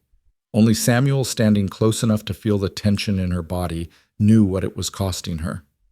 Finally, they were released. They climbed into the wagon, Grace between them, and Samuel took up the reins. As they pulled away from the church, Clara let out a long, shaky breath. "Well," she said, "we did it." "We did." "I'm Mrs. Clara Crow now." "You are?" She said it again, testing the words. "Clara Crow. It sounds wrong, like wearing someone else's clothes." "You don't have to use it. You could keep Rowe if you want." Clara shook her head. "No. If we're doing this, we do it right. Clara Crow. She looked down at Grace, now sleeping again. She needs us to be a family, so that's what we'll be. The ride back to the ranch was quiet. Both of them lost in their own thoughts. The sun had reached its zenith, turning the snow to diamonds, and the world looked clean and new and full of possibilities that Samuel couldn't let himself believe in. When they reached the cabin, Samuel helped Clara down, and for a moment they stood there, the three of them, a family by law, if not by love. So, Clara said finally, what now? Samuel looked at the cabin, their cabin now, not his alone. Now we figure out how to live with what we've done. That's appropriately ominous. Despite everything, Samuel smiled. Welcome home, Mrs. Crow. Clara smiled back, tentative but real. Thank you, Mr. Crow. They went inside together, closing the door on the watching world, and began the complicated work of building a marriage out of necessity and hope, and a baby who needed them both to survive. The first week of marriage passed in a fog of adjustment and careful politeness. Samuel moved his things from the main bedroom to the spare room without discussion, because Clara sleeping in that cramped space while he occupied the larger room seemed wrong now that she was his wife, even if only on paper. Clara protested once weakly, but Samuel saw the relief in her eyes when he insisted. Grace should have more space anyway, he'd said, gesturing to the crib. This room's better for both of you. So they switched, and Samuel found himself in the narrow bed where Clara had spent her first weeks at the ranch, staring at walls that still held the faint scent of her soap, wondering what the hell he was doing and whether any of this was sustainable. They were married, but not married, living together, but apart, sharing a life, but not a bed. It was the strangest thing Samuel had ever experienced, and he'd lived through a war and a wife's death, and a winter that had tried to kill him. This was different. This was choosing to stand in the space between one thing and another, never quite landing on solid ground. Clara felt it too. He could see it in the way she hesitated before speaking and how she'd start to reach for something, then pull back unsure of her rights in this new arrangement. They'd been more comfortable before the wedding, he realized. The ceremony had somehow made everything harder instead of easier. On Thursday, a week after they'd become Mr. and Mrs. Crow, Samuel came in from morning chores to find Clara scrubbing the kitchen floor with fierce determination, Grace watching from her cradle with wide, curious eyes. You don't have to do that, Samuel said, hanging his coat by the door. Clara didn't look up. The floor's dirty. It's been dirty for 2 months. I haven't cared. Well, I care. She attacked a stubborn spot with the brush, her movements sharp and angry. I care that this place looks like someone lives here instead of just surviving here. Samuel watched her for a moment, seeing the tension in her shoulders, the set of her jaw. Clara, what's wrong? Nothing's wrong. That's not true. The brush stilled. Clara sat back on her heels, pushing hair out of her face with the back of her wet hand. I don't know what I am anymore, she said quietly. I'm your wife, but I'm not. I'm Grace's mother, but I'm not. I'm living in this house, but it doesn't feel like mine. I'm just floating, untethered, and I hate it. Samuel lowered himself to sit on the floor across from her, not caring about the wet boards. What do you need to feel less untethered? Clara's laugh was hollow. I don't know. Permission, maybe, to actually live here instead of just existing here, to make this place feel like a home instead of a waiting room. You don't need permission for that. This is your home now. Is it? Clara met his eyes. Because it still feels like Elizabeth's house. Her kitchen, her furniture, her husband. I'm just borrowing it all until something better comes along. The words hit Samuel harder than he'd expected. He looked around the cabin, seeing it through Clara's eyes. Elizabeth's curtains still hung in the windows. Her books still lined the shelf. Her presence haunted every corner, and Samuel had done nothing to change that because changing it felt like betrayal. But Clara was here now. Clara was real alive present, and she was drowning in the ghost of the woman who'd come before. You're right, Samuel said finally. I'm sorry. I didn't think I wasn't considering how that would feel for you. I'm not asking you to erase her, Samuel. I know you loved her, but I can't keep living in her shadow. I'll go mad if I do. Samuel nodded slowly. Then change things. Whatever you want. Move furniture, replace curtains, I don't care. Make it yours. Make it ours. Clara studied him, looking for signs of insincerity or reluctance. Whatever she saw satisfied her because she picked up the brush again and went back to scrubbing. "All right, thank you." The next morning, Samuel woke to the sound of furniture moving. He emerged from his room to find Clara pushing the kitchen table toward the opposite wall, Grace in a sling against her chest, both of them looking determined. "What are you doing, rearranging?" Clara said, not stopping. "The light's better on this side, and I want the rocking chair by the window instead of in the corner. Help me move it." So Samuel helped. They spent the morning reorganizing the cabin, moving furniture, taking down Elizabeth's curtains, and folding them away in the trunk. Clara produced fabric from somewhere she'd ridden into town yesterday. While Samuel was working, she explained, and they hung new curtains, simple muslin that let in more light. The books stayed. Elizabeth's clothes stayed tucked in the trunk, but the little things changed. Clara's hairbrush appeared on the washstand, her shawl draped over the back of a chair. A jar of wildflowers dried now from last summer appeared on the table, something Clara said she'd been carrying in her saddlebag since Thomas died. "He picked them for me," she said quietly, arranging the brittle stems. "The day before the accident, said they reminded him of my eyes." She touched one of the petals, and it crumbled. "I know it's morbid keeping dead flowers, but they're all I have left of the good days."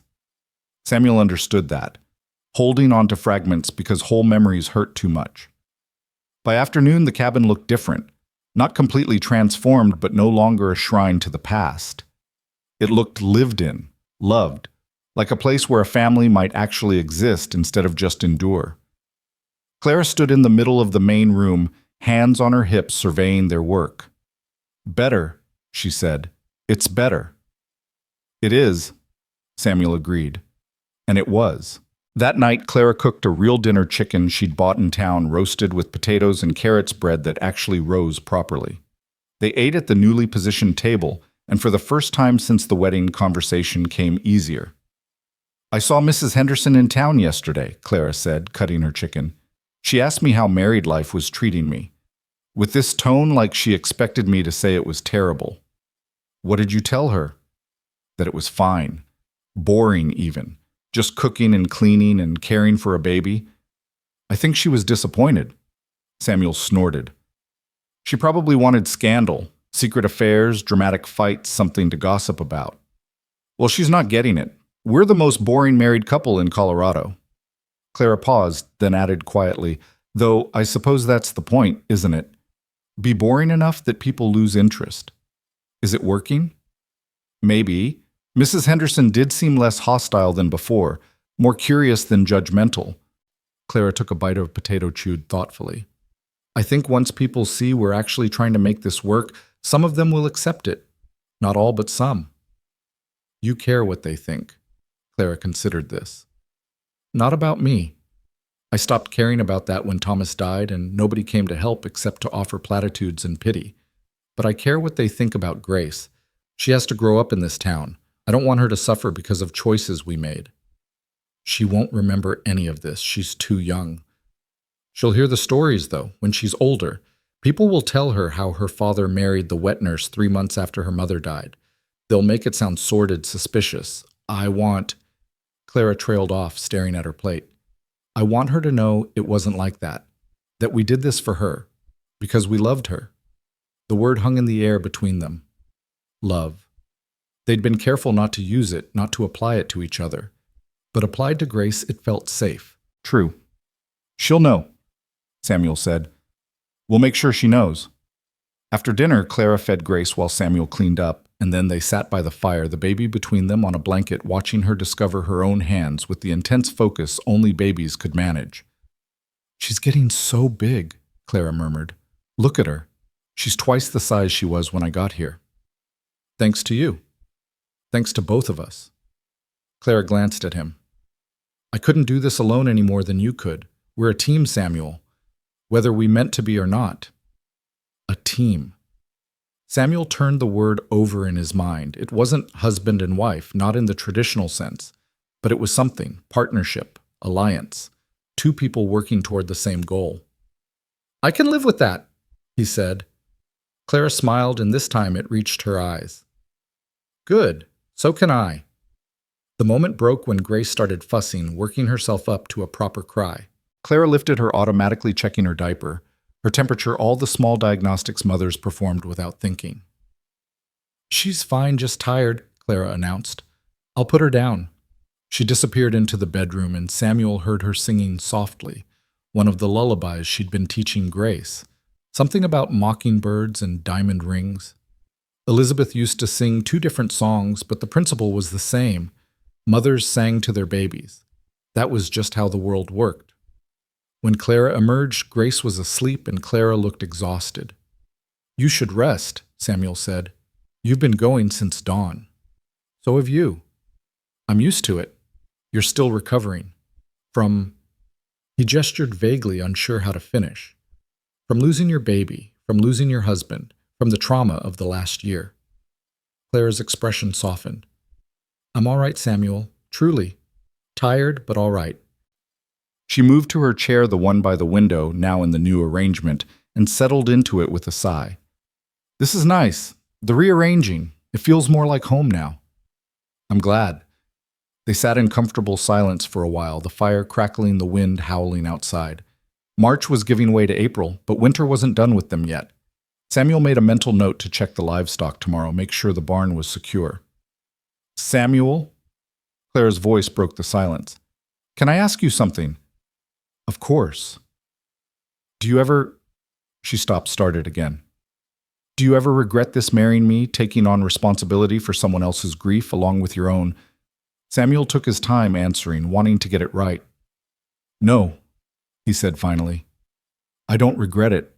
It's hard and strange and not what I would have chosen if the world was different, but you saved Grace's life, Clara. You saved mine too, in a way. I was drowning before you came. So no, I don't regret it. Even though I'm not her... Samuel knew who she meant. Elizabeth, the ghost between them. You're not supposed to be her, he said quietly. Nobody could be her. But you're you, and that's enough. More than enough. Clara's eyes were wet, but she blinked the tears back. Thank you for saying that. I needed to hear it. It's the truth. They lapsed into silence again, and this time it felt deeper, more settled, like something had been acknowledged and accepted and could now be left alone to exist without constant examination.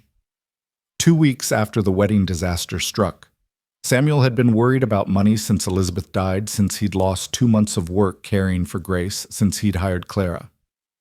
No married Clara and taken on another mouth to feed. But he'd been managing, barely selling what livestock he could spare and making do with less.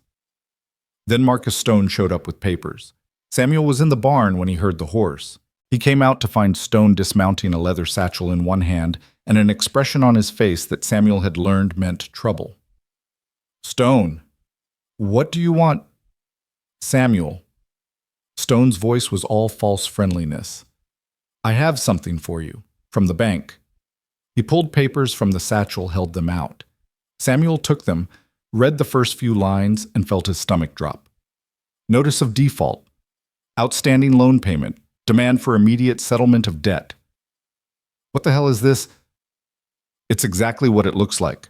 Your wife, your late wife, I should say, took out a loan against the ranch last year. $500. The note came due in January, but given your circumstances, the bank extended grace. That grace has now expired. You owe $500 plus interest, due in 30 days. $500. Samuel might as well owe $5,000. He didn't have it, didn't have half of it, didn't have a tenth of it. Elizabeth never said anything about a loan. Well, she took one out, September of last year. I have the paperwork here if you want to see it. Stone's smile was sympathetic in the way that wolves were sympathetic to sheep. I'm sure she had her reasons. Medical bills, maybe, or preparations for the baby. Samuel's mind raced. Elizabeth had been secretive those last few months of her pregnancy, now that he thought about it. Worried about something she wouldn't discuss. He'd assumed it was normal pregnancy anxiety, but what if she'd been trying to solve some problem he didn't know about 30 days? Samuel said flatly. 30 days. Otherwise, the bank forecloses and the property goes to auction. Stone leaned against his horse, casual as you please. Of course I'd be willing to make you an offer. Buy the place outright, save you the embarrassment of foreclosure. I'll give you $300 for it. That's fair. $300 for a ranch worth $3,000? That's robbery. That's business. You can't pay the debt, you lose the land. At least this way you walk away with something. Samuel's hands clenched into fists. Get off my property. Stone's expression hardened. You've got 30 days, Crow. Think about my offer. It's better than you deserve. He mounted his horse and rode off, leaving Samuel standing there with papers that might as well be a death sentence. Clara found him an hour later still in the yard staring at nothing. Samuel, what's wrong? He handed her the papers without a word, watched her face change as she read them. Shock, then anger, then calculation. $500, she said. That's impossible. I know. Samuel sat down heavily on the porch steps. I don't have it. I don't have a way to get it. So in 30 days, we lose everything. Clara sat beside him, the papers clutched in her hands. There has to be something we can do. Sell more livestock. Take out another loan. What livestock? I've already sold everything I can spare, and no bank's going to loan money to someone who's already in default. Then we sell something else. The furniture, the wagon, it wouldn't be enough. And even if it was, what would we live on after? How would we work the ranch with no equipment? Clara was quiet for a long moment. Then, what about my land, Thomas's ranch? It's not worth much, but maybe... No. Samuel's voice was firm. That's yours. I'm not taking that from you. It's not taking if I'm offering. Samuel, we're married now. My property is your property. We could sell it, use the money. And where would you go if this doesn't work? If I lose this place anyway, at least you'd have somewhere to return to. I won't take that security from you. So what then? We just give up, let Stone take the ranch. Samuel looked at her, saw the fire in her eyes, the determination. Clara had lost too much already. She wasn't willing to lose this fragile home they'd built. I don't know, he admitted. I need to think. There has to be a way. I need to think. That night, Samuel sat at the kitchen table with paper and pencil doing math that refused to work out. He had maybe $50 in cash, could sell his remaining cattle for another $100 if he was lucky. Could take on work, but there was no work to be found in winter's tail end, and even if there was, 30 days wasn't enough time to earn what he needed. Clara joined him after putting Grace down, and they stared at the numbers together like they might suddenly rearrange themselves into something survivable. What if we asked the church? Clara suggested. Matthews or some of the congregation members. No. Samuel's pride rebelled at the thought. I'm not begging. It's not begging if you're asking for help. It is when you're asking people who already think you're a sinner and a scandal. They'd love nothing more than to watch me fail. Clara's hand covered his on the table, warm and solid. Not all of them are like that. Some of them might help. We won't know unless we try. Samuel looked at their joined hands, hers small and work-roughened, his large and scarred. Married hands, partnership hands. All right, he said. We'll try. But I'm not hopeful. The next Sunday after service, they approached several of the wealthier congregants. Samuel swallowed his pride and explained the situation, the unexpected loan, the demand for payment, the 30-day deadline. He asked not for charity, but for an advance on work for a loan with reasonable interest for any solution they could offer. The responses ranged from sympathetic refusals to outright hostility. Should have thought of that before you married a woman you barely knew, Peterson said, his mouth twisted with satisfaction. Can't help you, Crow. Got my own problems. Mrs. Babs. Henderson was kinder but no more helpful. I wish I could, Samuel, truly, but we just don't have that kind of money to spare. Cooper, the bank manager who'd propositioned Clara at Thomas's funeral, was the worst. Maybe this is God's way of teaching you about consequences, about the price of impropriety. Samuel almost hit him. Might have if Clara hadn't been there, her hand tight on his arm, her voice low and steady. Let's go. He's not worth it. They tried 6 different families and got 6 different versions of no.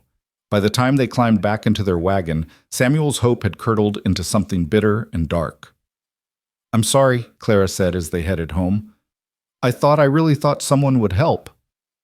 People help when it's convenient, when it makes them look good. This doesn't make them look good, so they don't help. Samuel's hands were tight on the reins, his jaw clenched. We're on our own. Grace started crying in Clara's lap, picking up on the tension, and Clara soothed her automatically while staring out at the landscape with blank eyes. When they got home, Samuel went straight to the barn and didn't come out for hours. He checked and rechecked equipment, inventoried supplies, did anything to keep his hands busy and his mind from spiraling, but the numbers wouldn't stop running through his head. 28 days left, 27, 26. He was going to lose the ranch. Elizabeth's ranch. The place where they'd planned to raise Grace, where they dreamed of building something permanent. He was going to lose it because of a loan he didn't even know existed, and there wasn't a damn thing he could do about it. The barn door opened and Clara slipped in, wrapped in a shawl against the evening cold. Grace is asleep, she said. I made dinner. You should eat. Not hungry. Samuel? I said I'm not hungry. He didn't mean to snap, but the words came out harsh anyway. I'm sorry. I need to be alone right now. Clara didn't leave. Instead, she moved closer, and when she spoke, her voice was quiet but unyielding. You don't get to do that. You don't get to shut me out and handle this alone. We're married, remember, partners. Your problems are my problems now. This isn't your problem. This is my failure. My wife took out a loan and didn't tell me, and now I can't pay it back and we're going to lose everything because I'm not capable of... Stop. Clara's hand caught his arm, forced him to turn and look at her. This isn't about capability or failure. This is about impossible circumstances and bad timing, and people who'd rather see us suffer than lift a finger to help. None of that is your fault. It feels like my fault. I know, but feelings aren't facts. She squeezed his arm. Come inside. Eat something. We'll figure this out together. Samuel wanted to refuse to sink into his misery alone the way he'd done after Elizabeth died. But Clara was here solid and real and refusing to let him drown. So he followed her back to the cabin, ate the dinner she'd made, and tried to believe her when she said they'd find a way. That night, lying in his narrow bed, Samuel heard Clara moving around in the main bedroom, heard her talking to Grace, singing lullabies, going through the nighttime routine. Normal sounds in an abnormal situation. 26 days left. He had to find a way. Not for himself, but for them. For Clara and Grace, who'd finally found something like stability. He couldn't let them lose it. Somehow he had to find a way. The solution came from an unexpected source 3 days later. Samuel was repairing fence line when he heard a wagon approaching. He straightened hand, going automatically to the rifle he kept nearby these days, but relaxed when he recognized the driver. James Pritchard, the shopkeeper, looking uncomfortable and determined in equal measure. Crow, Pritchard said as he climbed down from the wagon. Got a minute? I suppose. Samuel set down his hammer wary. Pritchard had never visited the ranch before. This couldn't be good. Pritchard pulled an envelope from his coat pocket, held it out. I heard about your situation, the loan, the deadline. Margaret told me you and Clara came asking for help Sunday. We did. You weren't there. I was in Leadville visiting my brother, but Margaret told me and I've been thinking about it. He thrust the envelope forward. This is $300. It's not enough to cover the whole debt, but combined with what you can raise, it might be. Samuel stared at the envelope like it might bite him. Why? Why what? Why would you help me? Your wife thinks I'm living in sin. You served those men who came to investigate. Why help now? Pritchard's face reddened. Because Margaret was wrong, and I was wrong. What you and Clara did marrying to protect that baby that took courage. And because... He hesitated. Because when my first wife died, I was in a dark place. Thought I'd never come out of it. But people helped me. Gave me a reason to keep going. And I figure I owe it to the world to do the same for someone else. Samuel took the envelope with shaking hands, opened it to see the bills inside. $300. Combined with what he had, what he could raise, it would be close. So close. I'll pay you back, he said hoarsely. Every cent with interest. No interest, just pay me back when you can. 1 year, 2, 5, I don't care. Consider it an investment in this community having one less scandal to gossip about.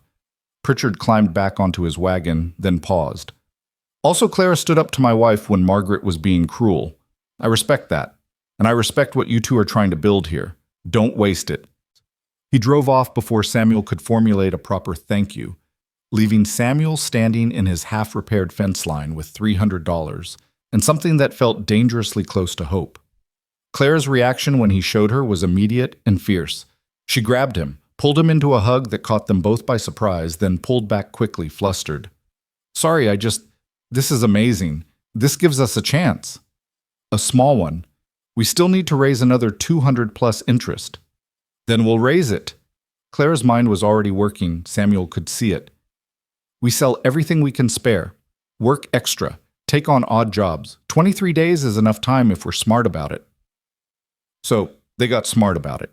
Samuel sold his best horse, the one he'd been training to sell in spring, and got $80. Clara rode to her old ranch and came back with furniture tools, anything that might bring cash, and sold it in town for another $40. Samuel took on work at neighboring ranches, mending fence-breaking horses, anything they needed for whatever they'd pay. Clara took in washing from town families, her hands raw from lye and scrubbing, but her jaw set with determination. Grace watched all of this from her cradle or Clara's arms, too young to understand that her parents were fighting for their home. 10 days before the deadline, they counted their money. $460. We're 40 short, Samuel said, staring at the bills spread across the table. Plus interest. We're still short. We have 10 days. Clara's voice was firm. We'll find it. But 8 days passed.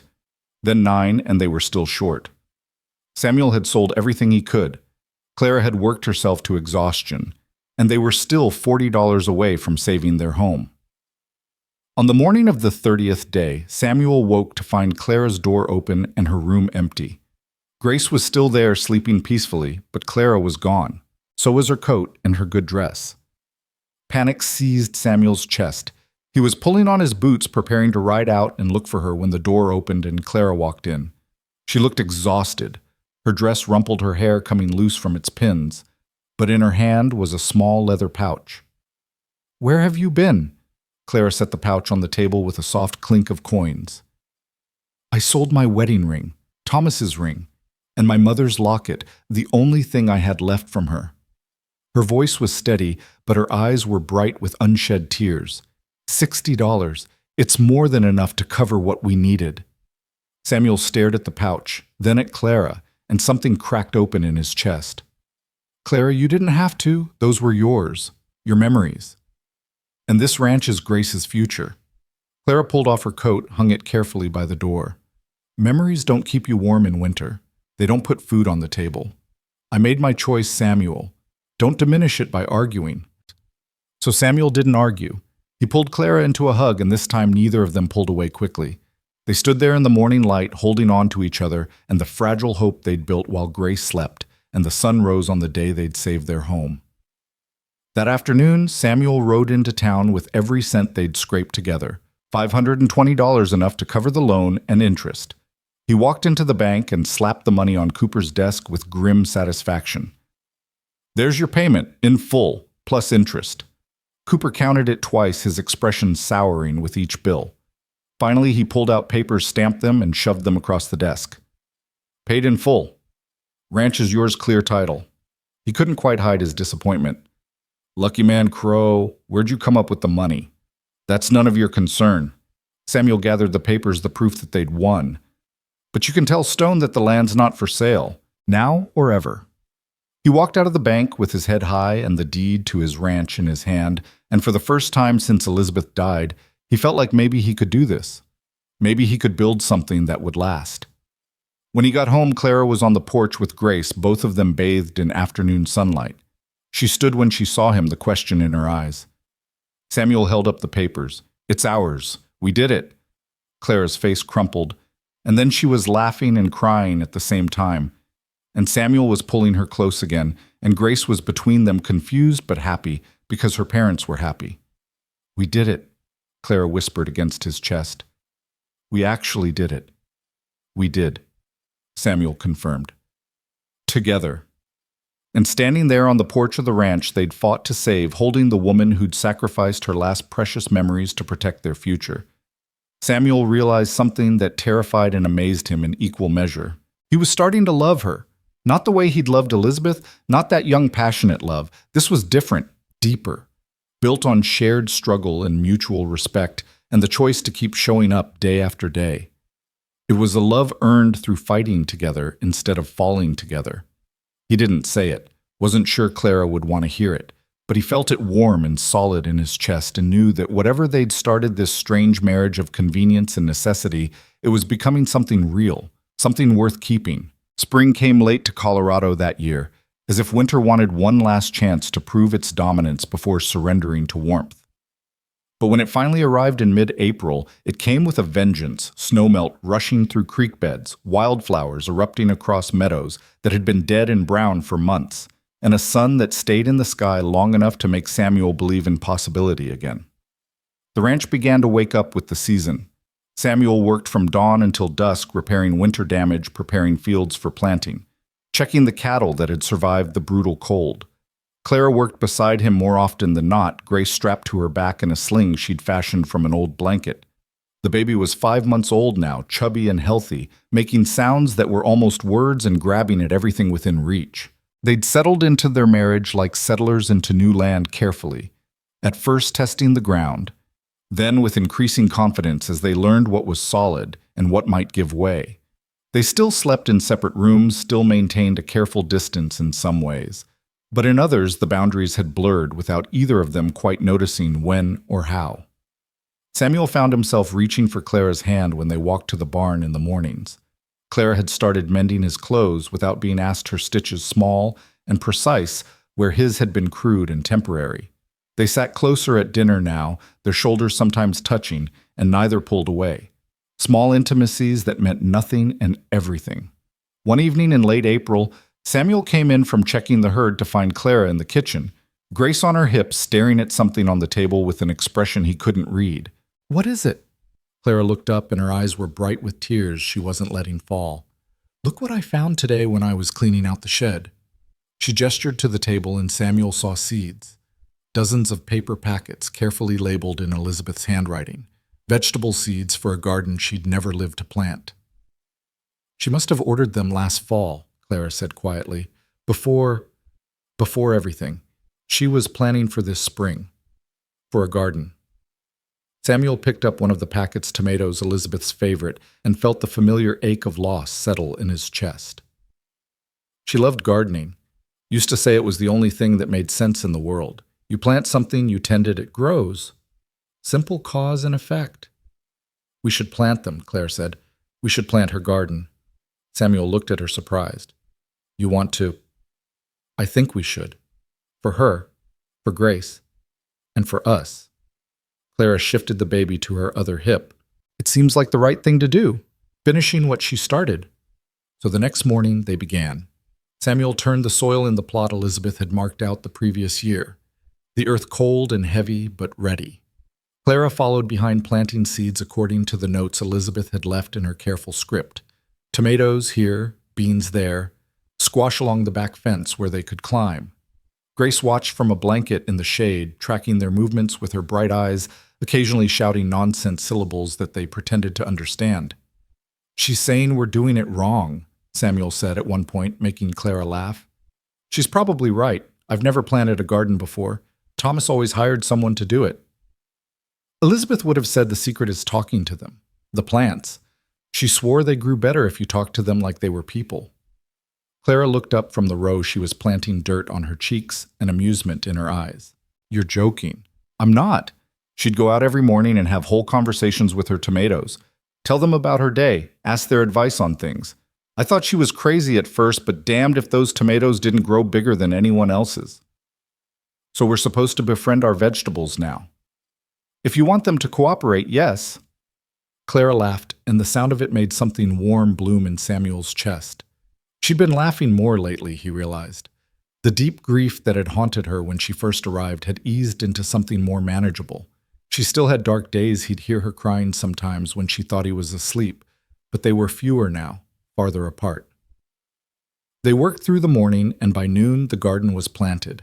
Samuel stood back, surveying their work, neat rows of earth that held invisible seeds and visible hope. It doesn't look like much, Clara said, wiping dirt from her hands. Give it time. By summer this'll be feeding us. Samuel paused. Thank you for suggesting this, for honoring her this way. Clara looked at him, and something passed between them, some understanding that didn't need words. She was part of this place, part of you. I'm not trying to erase that. I'm just trying to build alongside it. I know, and I'm grateful. That night, after Grace was asleep and Clara had settled into her rocking chair with mending, Samuel found himself hovering in the doorway between the main room and where Clara sat, unsure how to say what he'd been thinking. Clara, she looked up, needle pausing mid-stitch. Yes? I've been thinking about the sleeping arrangements. Clara went very still. Oh, not like that, Samuel said quickly, seeing her expression. I just mean I'm in the small room and you and Grace are in the larger one, but Grace is getting bigger. She's going to need her own space eventually. Maybe we should move her crib to the small room and you could keep the big room and I could... He stopped, realizing he hadn't thought this through. I could sleep in the barn maybe, or build an addition. Samuel. Clara set down her mending. That's ridiculous. You're not sleeping in the barn. Then where? The cabin only has 2 rooms. Clara was quiet for a moment, and when she spoke, her voice was careful. We could share the larger room, just to sleep. Nothing more. But it seems foolish for you to be uncomfortable when there's a perfectly good bed that's big enough for 2 people to sleep in without anything. Samuel's heart was suddenly beating too fast. You'd be comfortable with that, would you? He thought about it. About lying in a bed with Clara close enough to hear her breathing, to feel the warmth of another body beside his. It felt both terrifying and necessary, like standing at the edge of a cliff and knowing the only way forward was to jump. I think so, he said. If you are, then we'll try it. Just to sleep. Just to sleep, Samuel echoed. But 3 nights later, when they finally made the switch, Grace's crib moved to the small room, Samuel's few possessions moved back to the larger one, lying in the dark with Clara beside him, felt like anything but simple. She stayed on her side of the bed. He stayed on his, and there were at least 2 feet of space between them. But Samuel was aware of every breath she took, every small movement she made. He stared at the ceiling and tried not to think about the fact that this was the bed he'd shared with Elizabeth, that he was now sharing it with another woman, that some part of him felt guilty, and another part felt something else entirely. Samuel, Clara's voice came soft in the darkness. Are you awake? Yes. This is strange, isn't it? Very strange. A pause. Then Clara said, Thomas snored, like a bear. I used to have to kick him to make him roll over. Her voice held affection and pain in equal measure. What about Elizabeth? She talked in her sleep, full conversations with people who weren't there. Sometimes she'd sit straight up and say something completely nonsensical, then lie back down and not remember any of it in the morning. Clara laughed softly. That must have been unnerving. It was, and charming, and I miss it. Samuel turned his head on the pillow to look at Clara's silhouette in the moonlight coming through the window. Does that bother you that I miss her? No, it would bother me if you didn't. She was your wife. You loved her. Clara turned to face him too, and they lay there looking at each other across the expanse of bed. I miss Thomas too. Even the snoring, especially the snoring sometimes. The house is too quiet without it. I'm sorry you lost him. I'm sorry you lost her. They fell silent again, but this time it felt less awkward. More like they were keeping vigil together, 2 people acknowledging their ghosts before trying to move forward. Eventually, Samuel felt sleep pulling at him. His last conscious thought was that Clara's breathing had evened out into sleep, and the sound of it was oddly comforting. He woke once in the night to find they'd both moved in their sleep. He was closer to the middle of the bed, and so was Clara, and her hand had somehow ended up resting against his arm. He should move away, he thought. Should maintain the distance, but her hand was warm and her presence was solid, and Samuel found himself drifting back to sleep without moving at all. The days grew longer and warmer.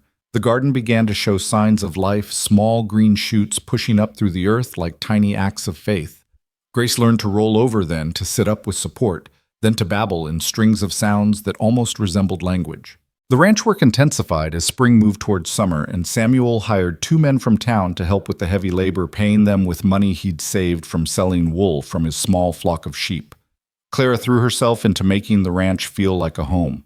She planted flowers around the porch, hung wind chimes Thomas had made for her, started a small herb garden near the kitchen door. She made curtains for Grace's room, decorated with crude birds she'd embroidered herself, laughing at her own lack of skill, but trying anyway. Samuel found himself looking forward to the end of each day when he could come in from the fields and find Clara cooking dinner, Grace playing on a blanket, the cabin filled with life and light, and the smell of food that actually had seasoning. He'd spent 2 months eating what he could shovel into his mouth without tasting it, and Clara's cooking was a revelation: simple food, but prepared with care and attention. They fell into the habit of sitting on the porch after Grace was asleep, watching the sun set behind the mountains and talking about everything and nothing. Clara told him about growing up in Missouri, about coming west with Thomas, full of dreams that had slowly soured until his death cut them off entirely. Samuel told her about the war, about things he'd never told Elizabeth because he hadn't wanted to burden her with the weight of what he'd seen and done. "I killed men," he said one evening, staring out at the darkening sky, "in battle from a distance where I could pretend they weren't real people. But once it was up close, hand to hand, and I saw his face when he died. He was young, maybe 19, and I've never forgotten it." Clara was quiet for a moment, then she said, "Thomas killed a man once, a drifter who tried to rob us. Shot him in our yard, and the man took 3 hours to die. Thomas sat with him the whole time, held his hand. I asked him why, and he said because nobody should die alone, not even someone who tried to hurt us." She paused. "I think that's when I knew I loved him. When I saw that he could be hard enough to pull the trigger and soft enough to provide comfort to a dying enemy. He sounds like a good man." He was, just like Elizabeth sounds like she was a good woman. Samuel looked at Clara, at the way the fading light caught in her hair, at the strong line of her jaw, and the sadness that still lived in her eyes. "We're allowed to be happy, you know, even though they're gone. They'd want that for us." "Would they?" Clara's voice was small. "Because sometimes I feel like I'm betraying Thomas, like I'm replacing him with you, and it's wrong." "You're not replacing him. You're surviving. There's a difference." Clara turned to face him fully. "And do you feel like you're betraying Elizabeth?" Samuel considered this carefully. "At first, yes. Every time I laughed or felt a moment of peace, I felt guilty, like I owed her eternal grief. But I don't think that's what she would have wanted. She was practical above all else. She would have wanted Grace cared for and me not dying of sorrow. She would have—" He trailed off, then finished quietly. "She would have approved of you, I think. Of us." "You think so? I do. You're strong and capable, and you love Grace like she's your own. That's all Elizabeth would have cared about." Tears gathered in Clara's eyes, but she blinked them back. "Thank you for saying that. I needed to hear it." Samuel reached over and took her hand, and this time, when they sat together in the gathering dark, their fingers stayed entwined. Summer arrived with heat that baked the earth and made the work twice as hard. Samuel and his hired hands brought in the first hay cutting, stacked it in the barn against winter that felt impossibly far away but would come regardless. The garden exploded with growth, tomatoes ripening to red beans climbing their poles, squash spreading across the ground like they owned it.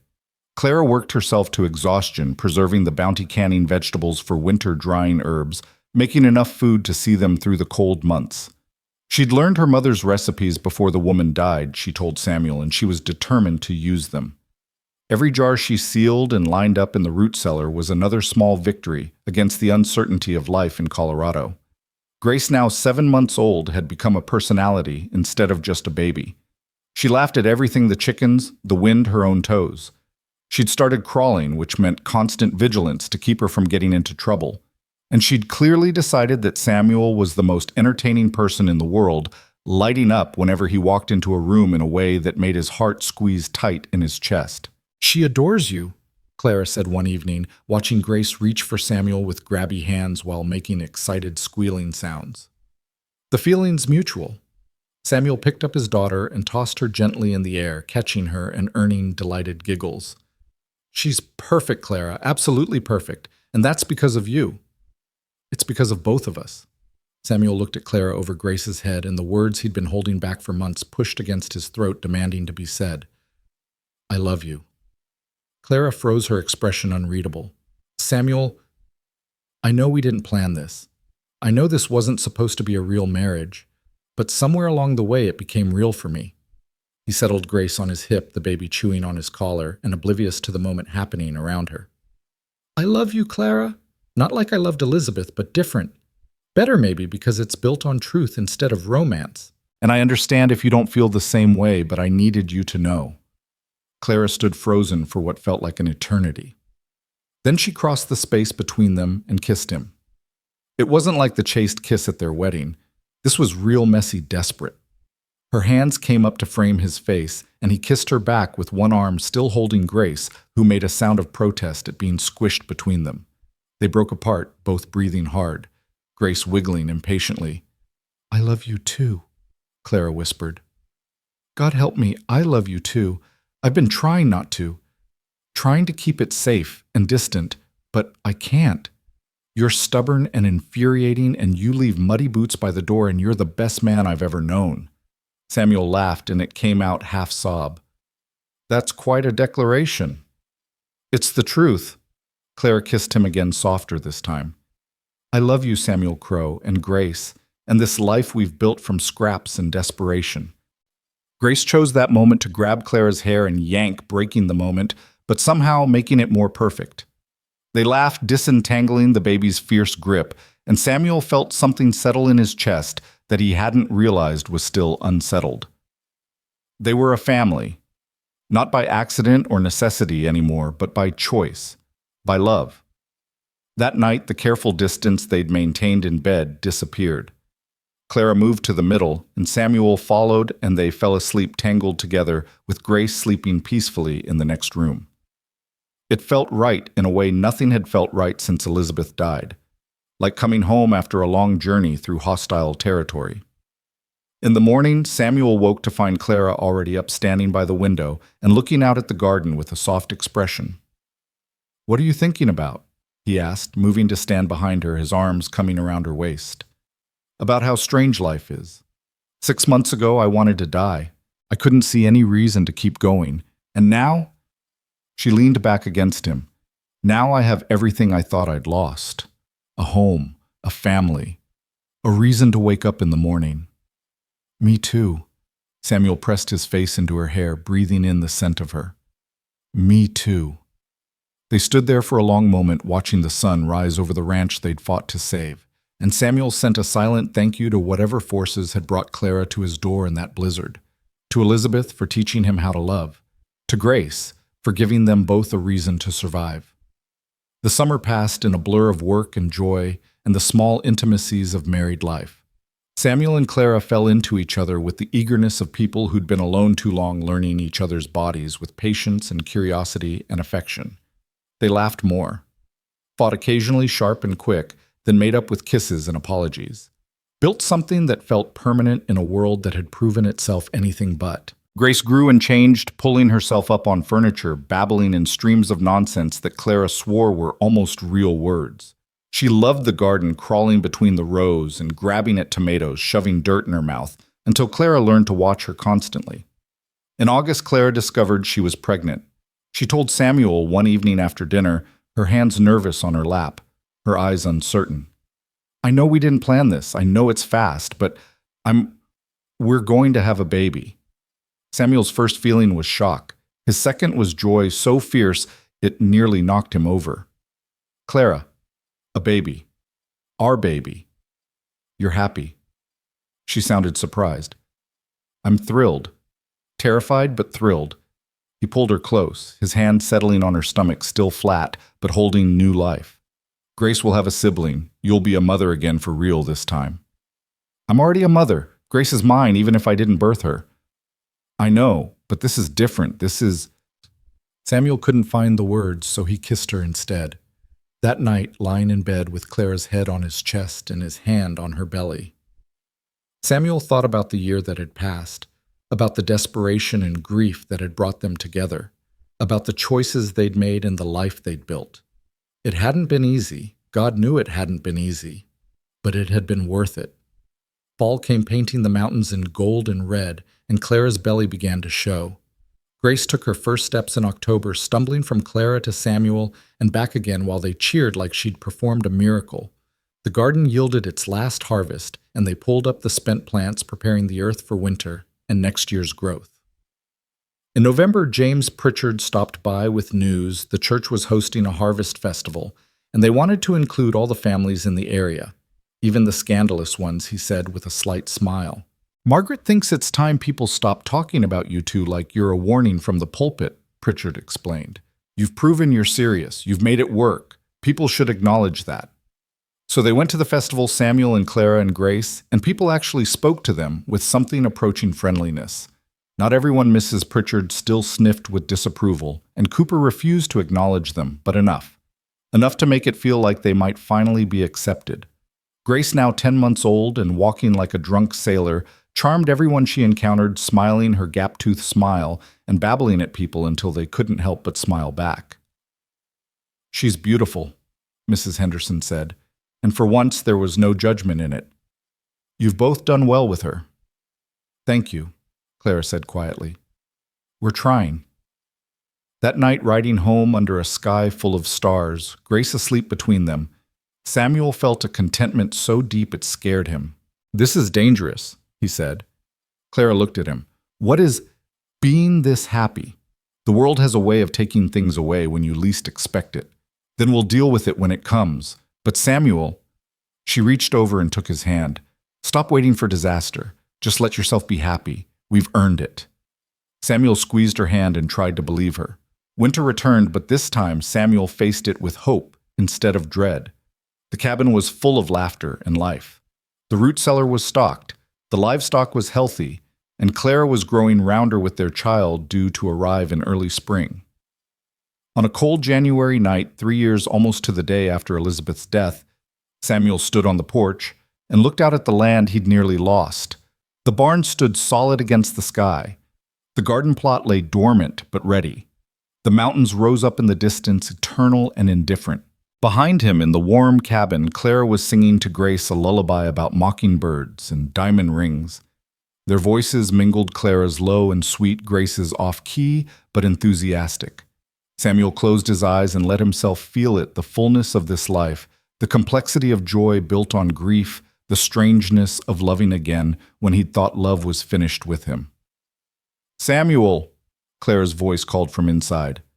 "Come in. It's too cold to stand out there brooding." "Not brooding, thinking." "Same thing with you. Come inside." He went inside. That spring, as the garden they'd planted together began to push green shoots through thawing earth, Clara went into labor. It was easier than her first time, the midwife said, and shorter. And when Samuel's son came into the world with a lusty cry that announced his displeasure at being born, Clara held him and cried with relief and joy. "What should we name him?" she asked, exhausted and radiant. Samuel looked at his son, then at Clara, then at Grace, who was peering at her new brother with intense curiosity from Clara's bedside. "What about Thomas, he suggested quietly. "After your husband. And we could use Elizabeth for a middle name. Thomas Elizabeth Crow." He paused. "Is that too strange?" Clara's eyes filled with tears. "It's perfect. It's acknowledging where we came from while celebrating where we are." She looked down at the baby in her arms. "Hello, Thomas. Welcome to the family." Outside, spring was in full bloom. Inside, a family that had been cobbled together from grief and necessity celebrated new life. Samuel stood by the window holding Grace so she could see her brother and looked out at the ranch that had almost broken him. He thought about the note he'd pinned to the door a year ago, desperate and hopeless. "If anyone has milk to spare, please help my baby." Clara had come with milk and so much more. She'd brought mercy when mercy was scarce. She'd brought strength when his had failed. She'd brought love that was different from what he'd known, but just as real, just as necessary. "Thank you," he whispered. Not sure if he was talking to Clara or Elizabeth or God or the universe itself. "Thank you for not letting me drown." Clara looked up from their son and her smile was everything. We saved each other, Samuel. That's what we do. Yeah, he agreed. That's what we do. Years later, when people asked Clara how she and Samuel had ended up together, she'd tell them it wasn't a romance. It was survival that became partnership, that became love. She'd tell them it started with a starving baby and a woman full of milk and grief, and it ended with a family. But that wasn't quite true. It didn't end. It just kept growing, kept changing, kept becoming something new while honoring what had been. Grace would grow up strong and stubborn with her mother Elizabeth's smile and her mother Clara's determination. Thomas would grow up gentle and thoughtful with his father Thomas's kindness and his father Samuel's strength. And they'd have 2 more siblings after that, each one another thread, in the family they'd woven from scraps and hope. The ranch would thrive, the garden would bloom every spring faithful as sunrise, and Samuel and Clara would work it together until they were old and gray, until their children were grown with children of their own, until the story of how they came together became family legend. But on that spring morning, with new life cradled in Clara's arms, and old grief finally laid to rest, all Samuel knew was this: he'd been given a second chance. Not to replace what he'd lost, but to build something different alongside it. And he'd be damned if he wasted it. Clara called him over and he sat beside her on the bed, Grace in his lap, and together they looked at their son, their family, their life. Outside under the white apple tree they'd planted together the previous year, the first blooms were opening, fragile and beautiful and full of promise, just like them.